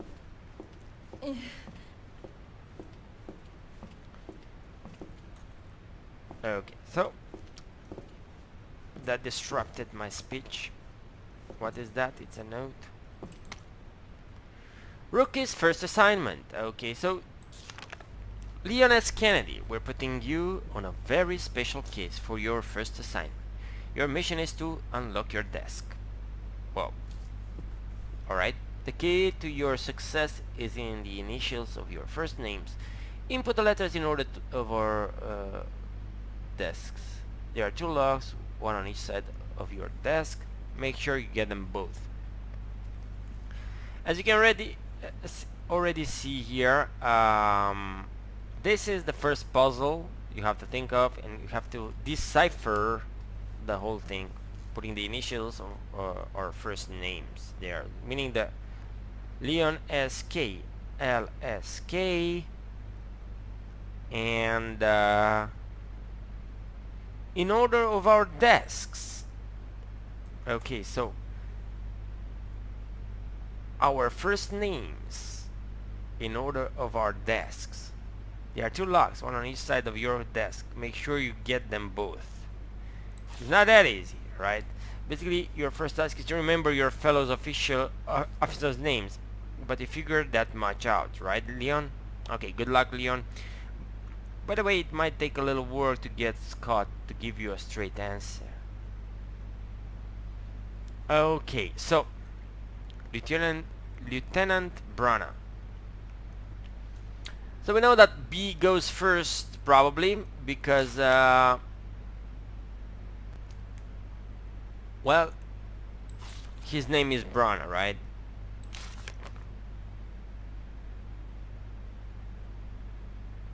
First name. So Lieutenant Brana, he must go first. Then should be K from Kennedy, but we are not sure who's second. Alright, so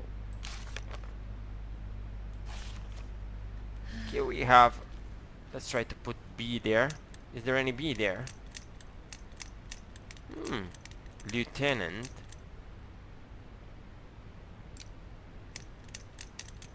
Brana. Okay, let's have it like that. Let's have a look here. David Ford. Okay, so let's try to put something there. Okay.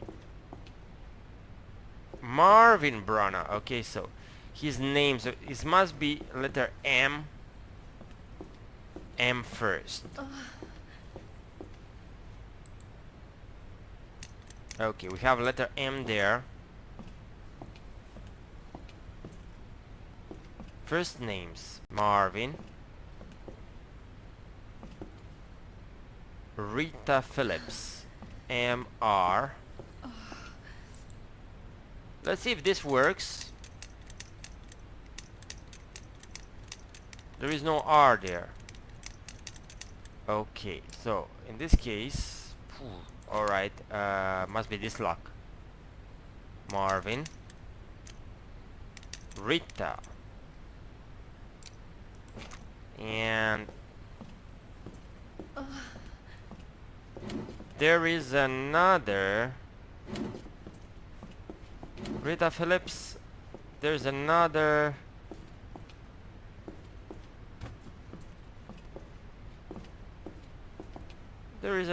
officer here, but yeah, we already know that he won't give his name easily. What we know that he's hidden, we can't actually easily make him move.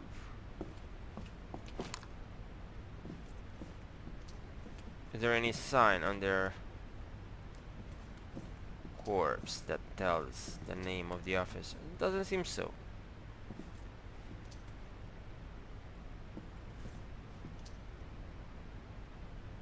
If you see something, say something. That's what I'm doing. Okay, so here we have Neil Carlson. So Neil, N should be there. Elliot, N, E, and E, E, and here we have David Ford. Okay, so N, N-E-D, net. Yes, net. Let's write net there. Let's see if this will work out.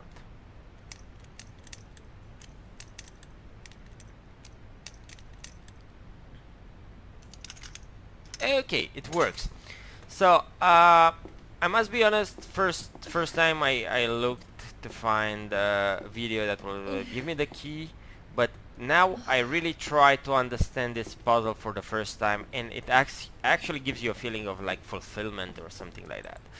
Okay, so Marvin, Rita, doesn't work. Oh, it works. G. Why is it G? The thing that works.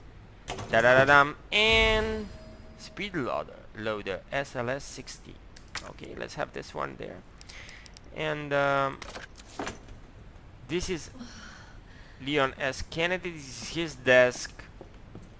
Leon is of course, his name Kennedy maybe points out to the conspiracy theories of John Fitzgerald Kennedy, because he was killed, right? Kennedy was killed, and well, who killed him? Nobody knows. So maybe that's why. I'm not sure. I can't make this assumption. However, let's move on with the game. Throughout the game. Uh-oh.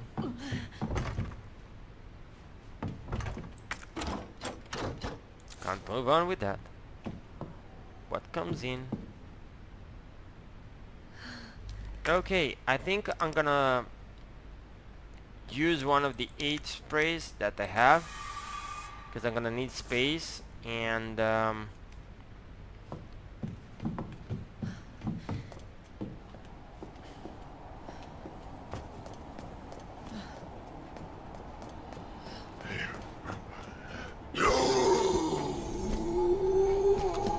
man.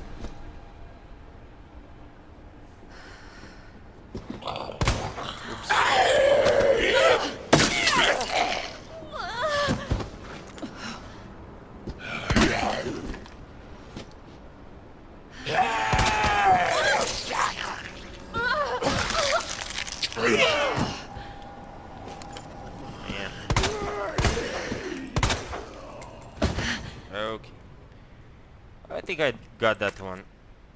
Yeah, I must admit, I let them do their job a little bit, so it will be easier to see how the game mechanics are employed. Okay, I found this other bit to see how the game mechanics.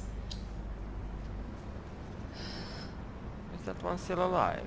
I don't have many bullets left. Hello, boy.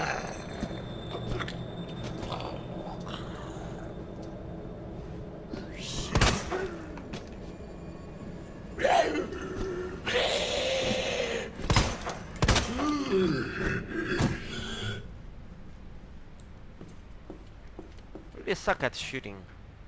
No wonder I don't like shooters. Okay, so what do we have here? It's another safe, right? I think I've been here before. I don't know the safe combination. I can search for it again online, but I just want to solve it and understand what I'm doing. So alright, so what do we have here is the same thing. Welcome, Leon. This is supposed to be the welcoming party for Leon. We know Leon is the other character we can play with. Except Claire, we can play with Leon. And we will move from this place and of course go back to Marvin. He's the one still alive. Uh-oh. What can we hear now? Oh, this is the place where we come through. Came through, yeah. Nothing here, nothing there. Just the guy frustrated he couldn't consume more. Okay. West office, locker room, deposit room. Those things, so the voyeuristic pervert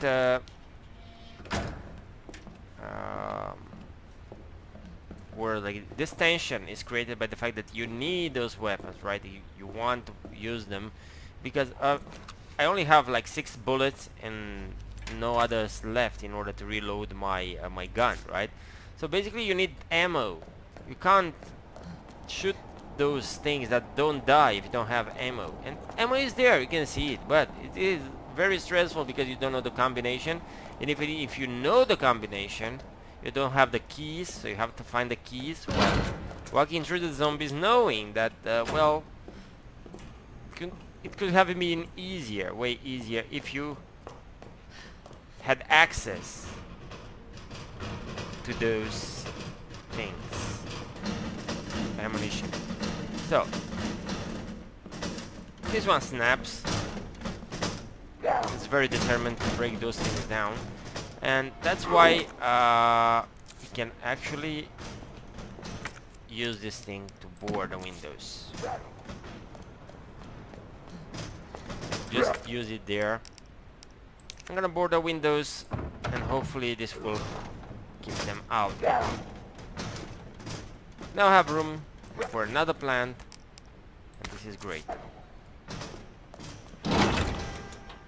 Okie dokie, so we found another place we can save the game, and some other journals here.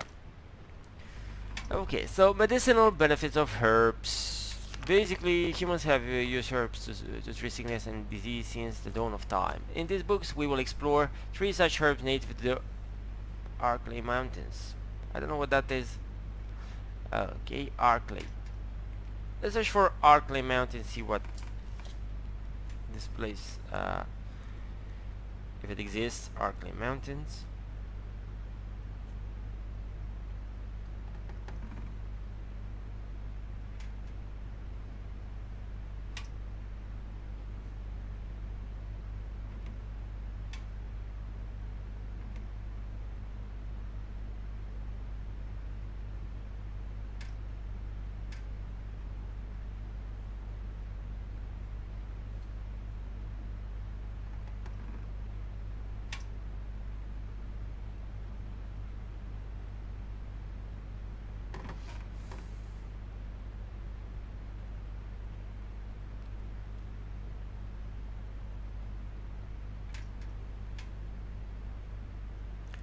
Okay, the Arklay Mountains is a Midwestern American mountain range situated mostly or entirely within Arklay County. The Arklay Mountains are themselves part of the wider Raccoon Forest region. Until the 1998 viral outbreak was a major tourist attraction for the state. Okay, so location and ecology. Located on the outskirts of Raccoon City, the Arklay Mountains faced heavy traffic from the notorious Umbrella Corporation, who maintains several large facilities in the region, including the Arklay Laboratory, Nest, and the Umbrella Executive Training School. The Arklay Mountains are situated northwest of Raccoon City and are a popular hiking and camping destination frequented regularly by raccoons, nature-loving populace, and as well as tourists in the okay, so colored herbs,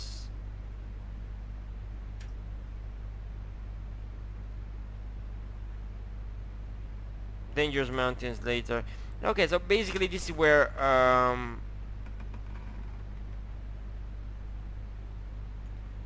okay, it's part of the map that surrounds Raccoon City, and it's one of the settings used in the game. Okay, so green herbs have the ability to heal basic injuries, while blue herbs have long been used to treat poisoning.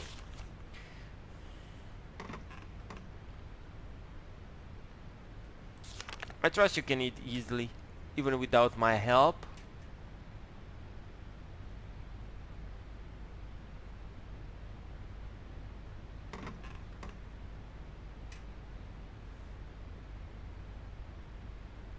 So this is a little bit different from the original Silent Hill Resident Evil 2 game. Okay, although it's the same idea of combining herbs. It is a little bit different because if I recall it correctly, strengthening one's constitution wasn't part of the original game. Okay, this being a remake.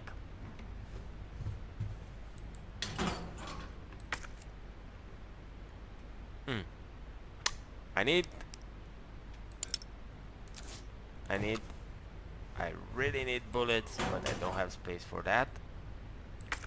Okay, can we combine these two and make bullets? Why not? Come back. Oh, we have bullets. You combine gunpowder. We made some bullets there. We can combine even more. And I feel like a sinner already, because later on we will need different ammo to kill different monsters. And yes, I do feel like a sinner. Using... Okay, so let's store something like this plant. And maybe the knife. Should I store the knife? No.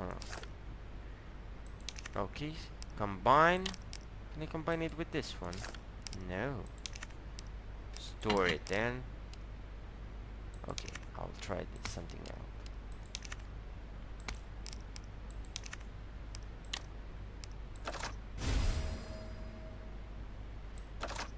Okay, so what do we have now?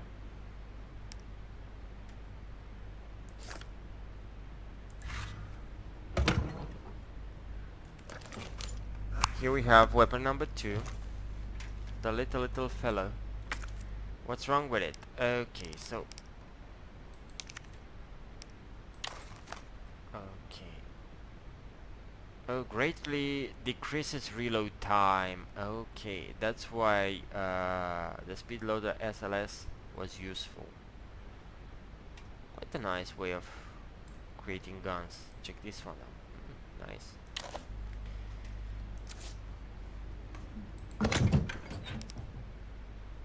But I'm gonna put it there. I'm gonna store it because it's still 5 bullets, right? 5 shot capacity, and this one has 15 shot capacity. I'll keep that one. Okie dokie, moving on. And oh, let there be light. And the music. The enlightenment brings you relief.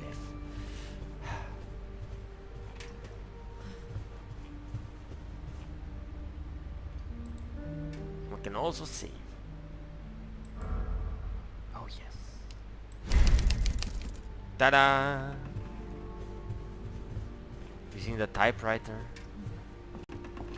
showing all technologies and giving new meanings. Okay, so again, a red herb. Okay, put it there.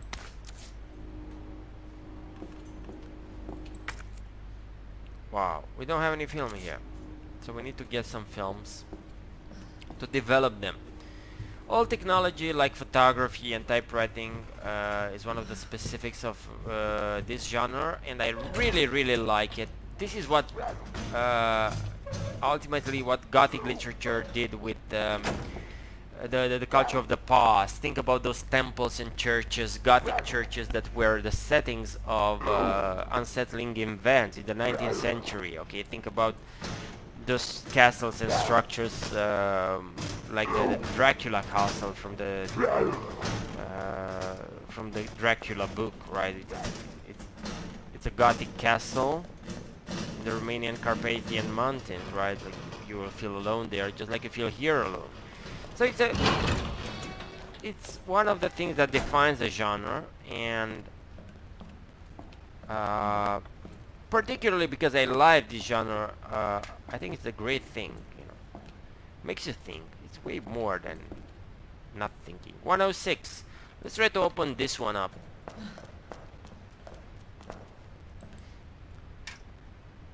I'd like to tell me if you hate my voice, because I don't like it. Please tell me. Have to do something about my voice. Gotta speak differently. Okay, so we open that up.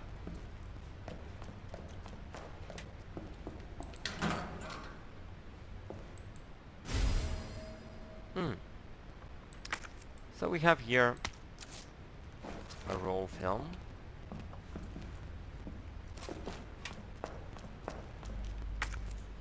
It looks. I know we can combine things. Combine the green and red herbs. And actually green and herb, let's try to examine them. This is the colors. They have they refer to alchemy. So there are different alchemical stages, and all this mumbo jumbo that picks up information from different conspiracy theories and mythologies. Okay, they are also connected to the idea of alchemy, and you can see the colors here and different things that you do. And again, this is something that happens in most of the survival horror genres, video games, and this happens in this genre. If you go in Silent Hill, you'll find a lot more about alchemy than in Resident Evil. However, it's still present here, so somehow conspiracy theories, they are connected to mythology and alchemy, and you know, this idea of finding a gate through the you know, like off the physical world. That's just a mosquito. Okay, I'm gonna keep it as a souvenir. Oh no, I'm gonna just send it out. I didn't kill it. Okay, just wait here. Hey, no, it's a sentient being. Shouldn't be killed. Don't ask me why.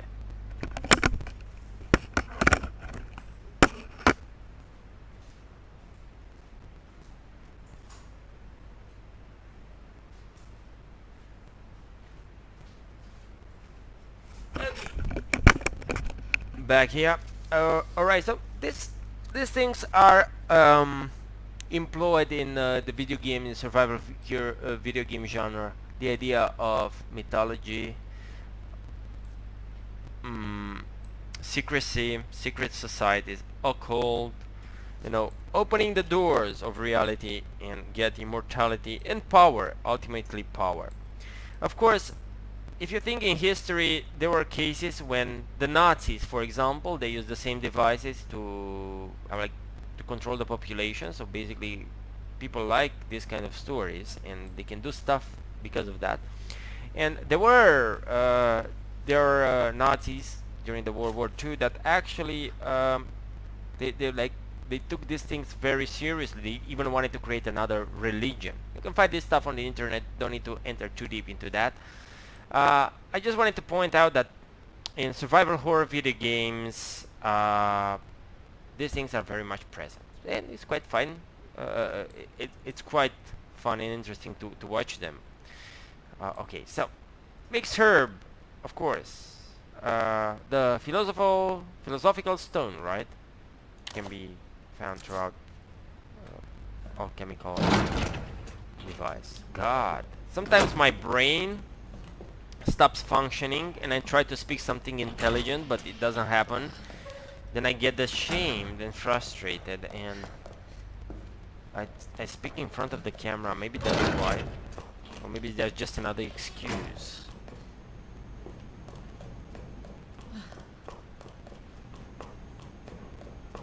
I seriously wonder if somebody will ever like to hear what I'm talking about. For me, it was very, very interesting during my PhD to study this stuff. I mean, like, who wouldn't like to have his or her PhD about video games? But actually doing it, well, it's not that easy as it seems. Because analyzing this data, analyzing everything that is employed here, it's very complex, and it refers to a lot of different points of view and aesthetics and so forth, so it's not something that you can easily find. Nobody's telling you, because nobody wrote books about it, almost nobody, right? I mean, like, there are a few out there. I'm not sure what Ewan Kirkland is doing, if he still wrote things about horror video games, but he was one of them, and a few others. However, most of the people, they didn't pay attention on actually analyzing this stuff. And if they did, they didn't do it in my way. I'm not saying that my way is one of the best way of analyzing video games. It's just the way I'm interested in. Like, I like stories, I like fairy tales, I like this kind of stuff. If it comes up to something solid out of it, I'm not sure. But what I'm saying is, like, I'm just trying to find out what they put out there firstly. And yeah, well, you can find the same thing that you found in horror movies here as well. Something is different, and maybe I'm gonna talk about that a little bit after I get all the narrative and put it in its place. But let's use this roll of film. Okay, again, photography that uses films is a device that rarely people use today. Like, we don't need that anymore because we live in a digital era. We have phones and smartphones and everything that doesn't need a film. Okay, so that's a physical device. So you again go back into the past, so you employ the devices that were used in the past. So it's like a descending, not just into the inferno, it's also descending into your own past throughout this process. And this is a process that is called in psychoanalysis, when you relive your childhood traumas and so forth. It's regression. Okay, so you go back to the trauma, you go back to the place, to your memories. Okay, those things that are haunted by the ghosts of the past. Okay, all these things that can't let you fulfill your destiny, like the things that stop you from doing the right thing, or why you can't sleep at night or something like that. So they use these technologies, all technologies, to just make you feel that the atmosphere happens in your past and somehow trigger your fears. Because they seem to work like that, because it's something like a museum, something very old, mysterious stuff there. Like, oh, they use the films, they use typewriting machines, and I feel a film is something physical. It's not like a digital camera or something like that. So it's more real in a way, right? But then again, this film is in a video game, and the video game is digital. So you have the usage of all technologies in video games, which is the new technology. So that's quite interesting to modify the meaning, because they become useful in creating the game in itself. First of all, they become useful to create this atmosphere of the museum, right? So who was that guy who wrote about that? because there was a guy who wrote exactly about these things, and it wasn't Derrida. I forgot his name.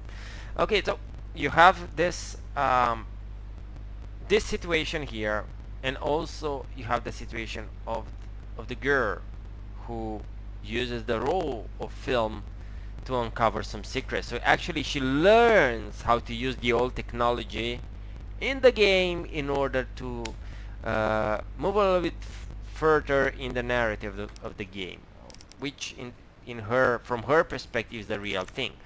So let's examine this roll of film. You can see how they were. Probably if you're very young, you haven't seen those ones, you don't know how they should work. Okay, color, print film, and so forth. There's also something like an alchemical or magical process, because, well, you have this stuff which is black, you have to put it in different solution, and a picture emerges from within. This is what happens when you work with rolls of film. Yeah, so film is something in itself, something that was seen at its beginning like a revolutionary thing, like a magical thing. And here it is also employed like that. And we have the photo. It's a commemorative photo. As you can see, the photo in itself points out to a statue that holds two relics in its hand, two devices. It's a scepter, the symbol of royalty. Obviously this is a king or some sorts. Okay, so he has a scepter, the symbol of royalty and power, and there's a book, the symbol of knowledge. So you have knowledge on one hand and power in the other. Then you are the ruler. Now what's going on here, if you go through the narratives of the mythologies and traditions and so forth, some of the writers talk about ages long gone, but long time ago there were individuals who were both priests and kings in the same time. Okay, so it's something that doesn't happen anymore, since the authority was divided. So you have the temporal authority, which are the kings, and you have the spiritual authority, which are the priests, right? So in the Western world you have the Pope and the king. So the Pope needs to anoint the king, and that means the spiritual transmission that comes from God into the Pope, or from God into the priest, into the Christian priest, whatever it is. It can be the Pope, can be the Orthodox priest, or if you think about Hindus, it can be the Brahman, right? So this society, or like the Muslims, they have the I don't know exactly. I can't talk about that because I'm not very good at Muslim tradition. I don't know. Simply I didn't read. So you have all this aspects when the authority, which is God, okay, God in itself, pours knowledge into its vessel, which is the priest, the Brahman, or it's that that person that symbolizes something, okay, which is divine power. This divine power, is not something that can rule the world. Okay, it just transmits, and it comes in the form of knowledge. But in order to impose power to rule the world, the priest in itself anoints the king. So his job is to rule the world. That's what a king is. Okay, so that's the manifestation on the horizontal existence. Okay, so he's actually the political ruler.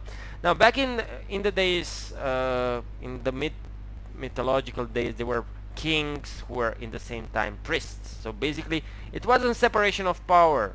Okay, the law, the politics and the justice.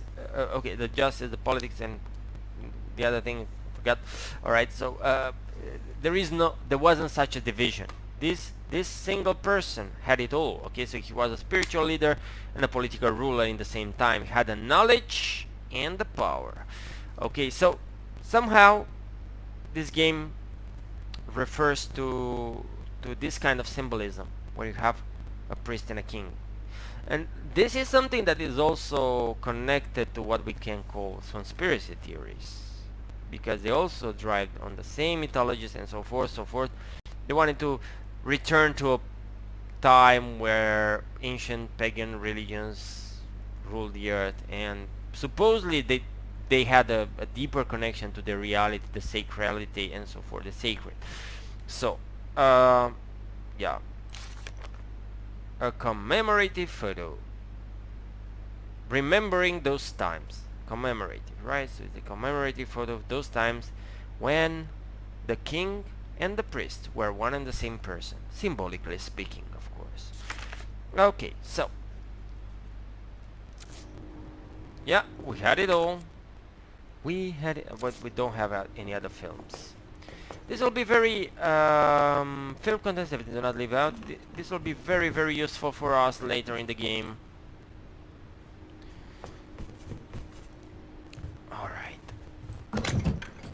Da-da-da-dum. Oh, we have a key we don't need anymore. This is the key, and we can store it. Ta-da! More space. Space is a problem in this game, as timing is a problem in this game. You have to deal with timing, with space. And I heard something. Oh, okay. So we overwritten the data.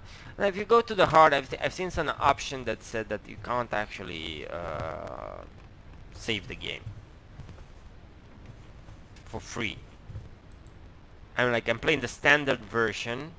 I started with the assisted one because I was a coward, but if you go to the difficult mode, nightmare, whatever, I'm not sure how it's called, I think you're not allowed to save so many times because you're given limited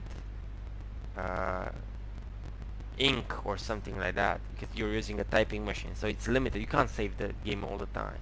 That means you have to be very careful when you do it.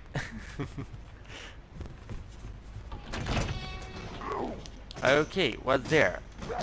Oh, this guy is coming out. Oh, he can't come because I boarded the windows. Hello. What's up? Wanna say something? You can't because you don't have language anymore.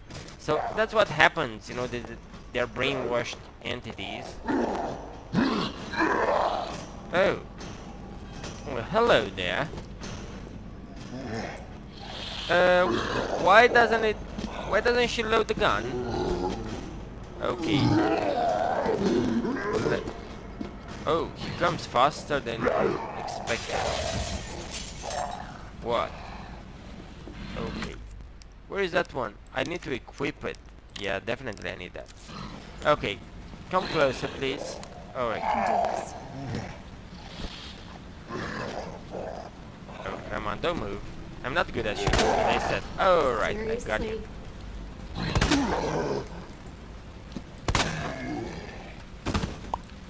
Okay, light me.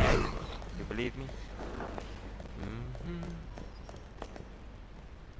Sand walls, zombies. Oh, she has written something there, but I think when she was a human did that.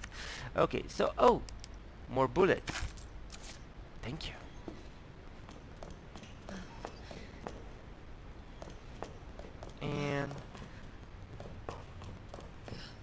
And yeah, red plant from the Arkley Mountains. Thank you so much.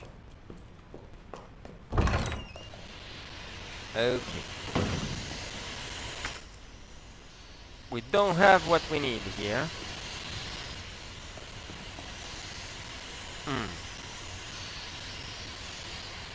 There is another locker. Ooh. That was okay. That was something that I forgot about. And the technique is called shock, you know, just to set a rhythm, nothing happens for a while, you think you killed the zombie, that you're okay, nobody will come, nobody there, right? And BAM! They shock you with something like that.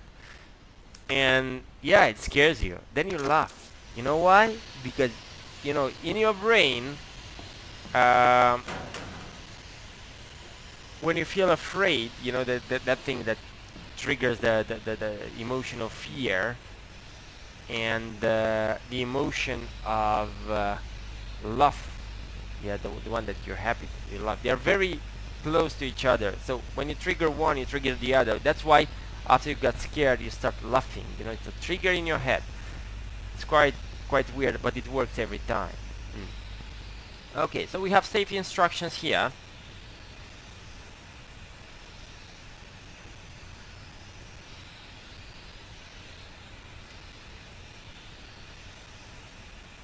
Oh, yeah, I remember that one.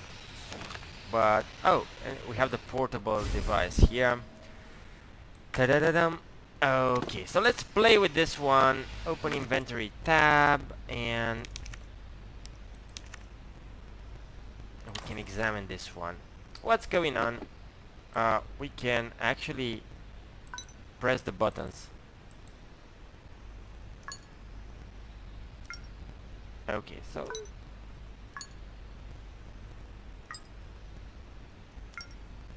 no.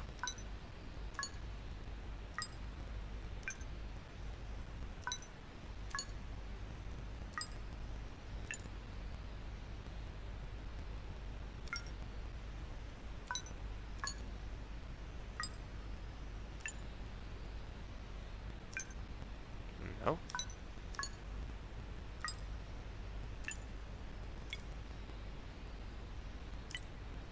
No.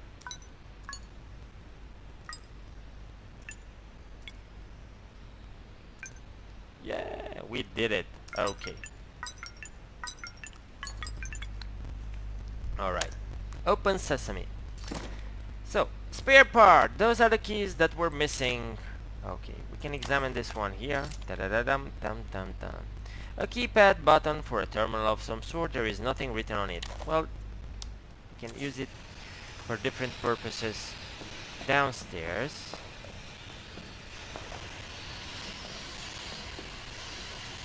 Oh, we don't know how to open that one yet. I hope that I'll be smart enough to actually find a way to solve these puzzles by using my intellect.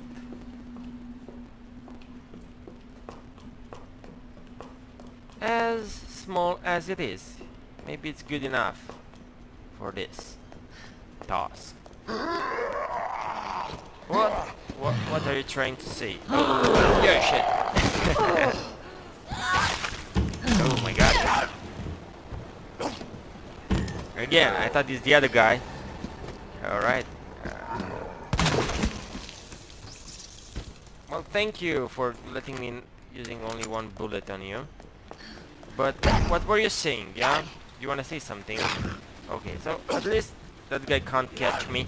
I know that in Resident Evil 2, the first version in the 90s, well, the monster who'd catch you would be a very yeah, scary moment when you walk through those corridors and there are these hands that get your neck.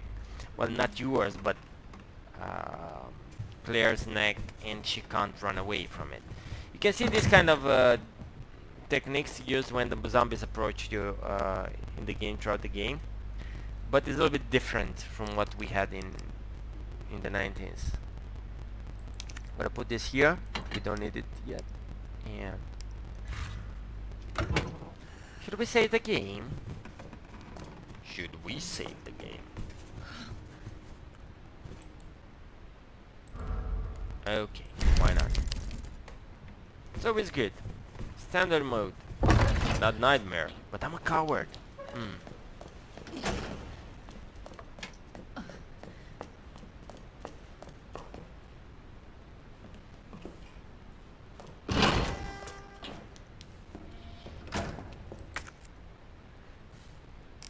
Okay. Put it where? Use. Well, we have an option. 2 or 3. I will choose 2 this time. Last time I chose 3. So we have here 101, 202, 202 and 208. So let's see here.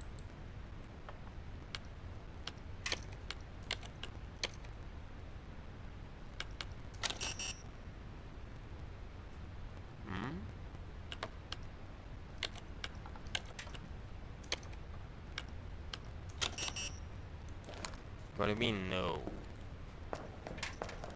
Oh, that's 203.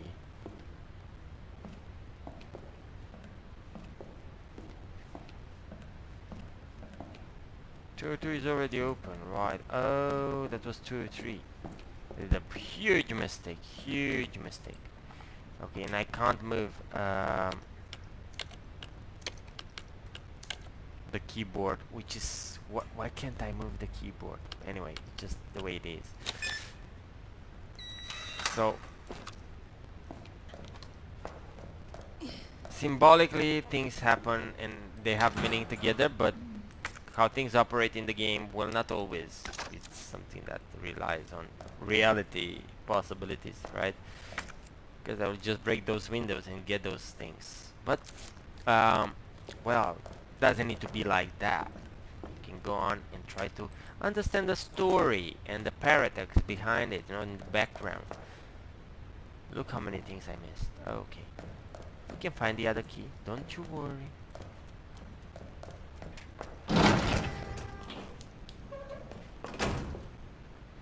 Okay, so who said what?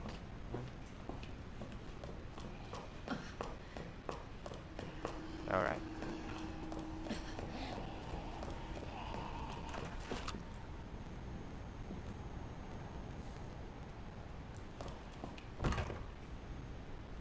So we have a key, right? Wasn't that the key? No, it was the button.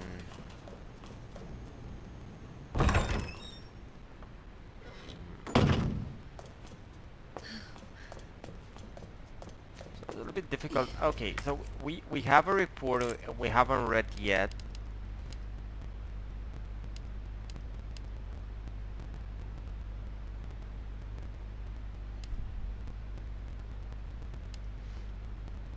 Operation report. Okay.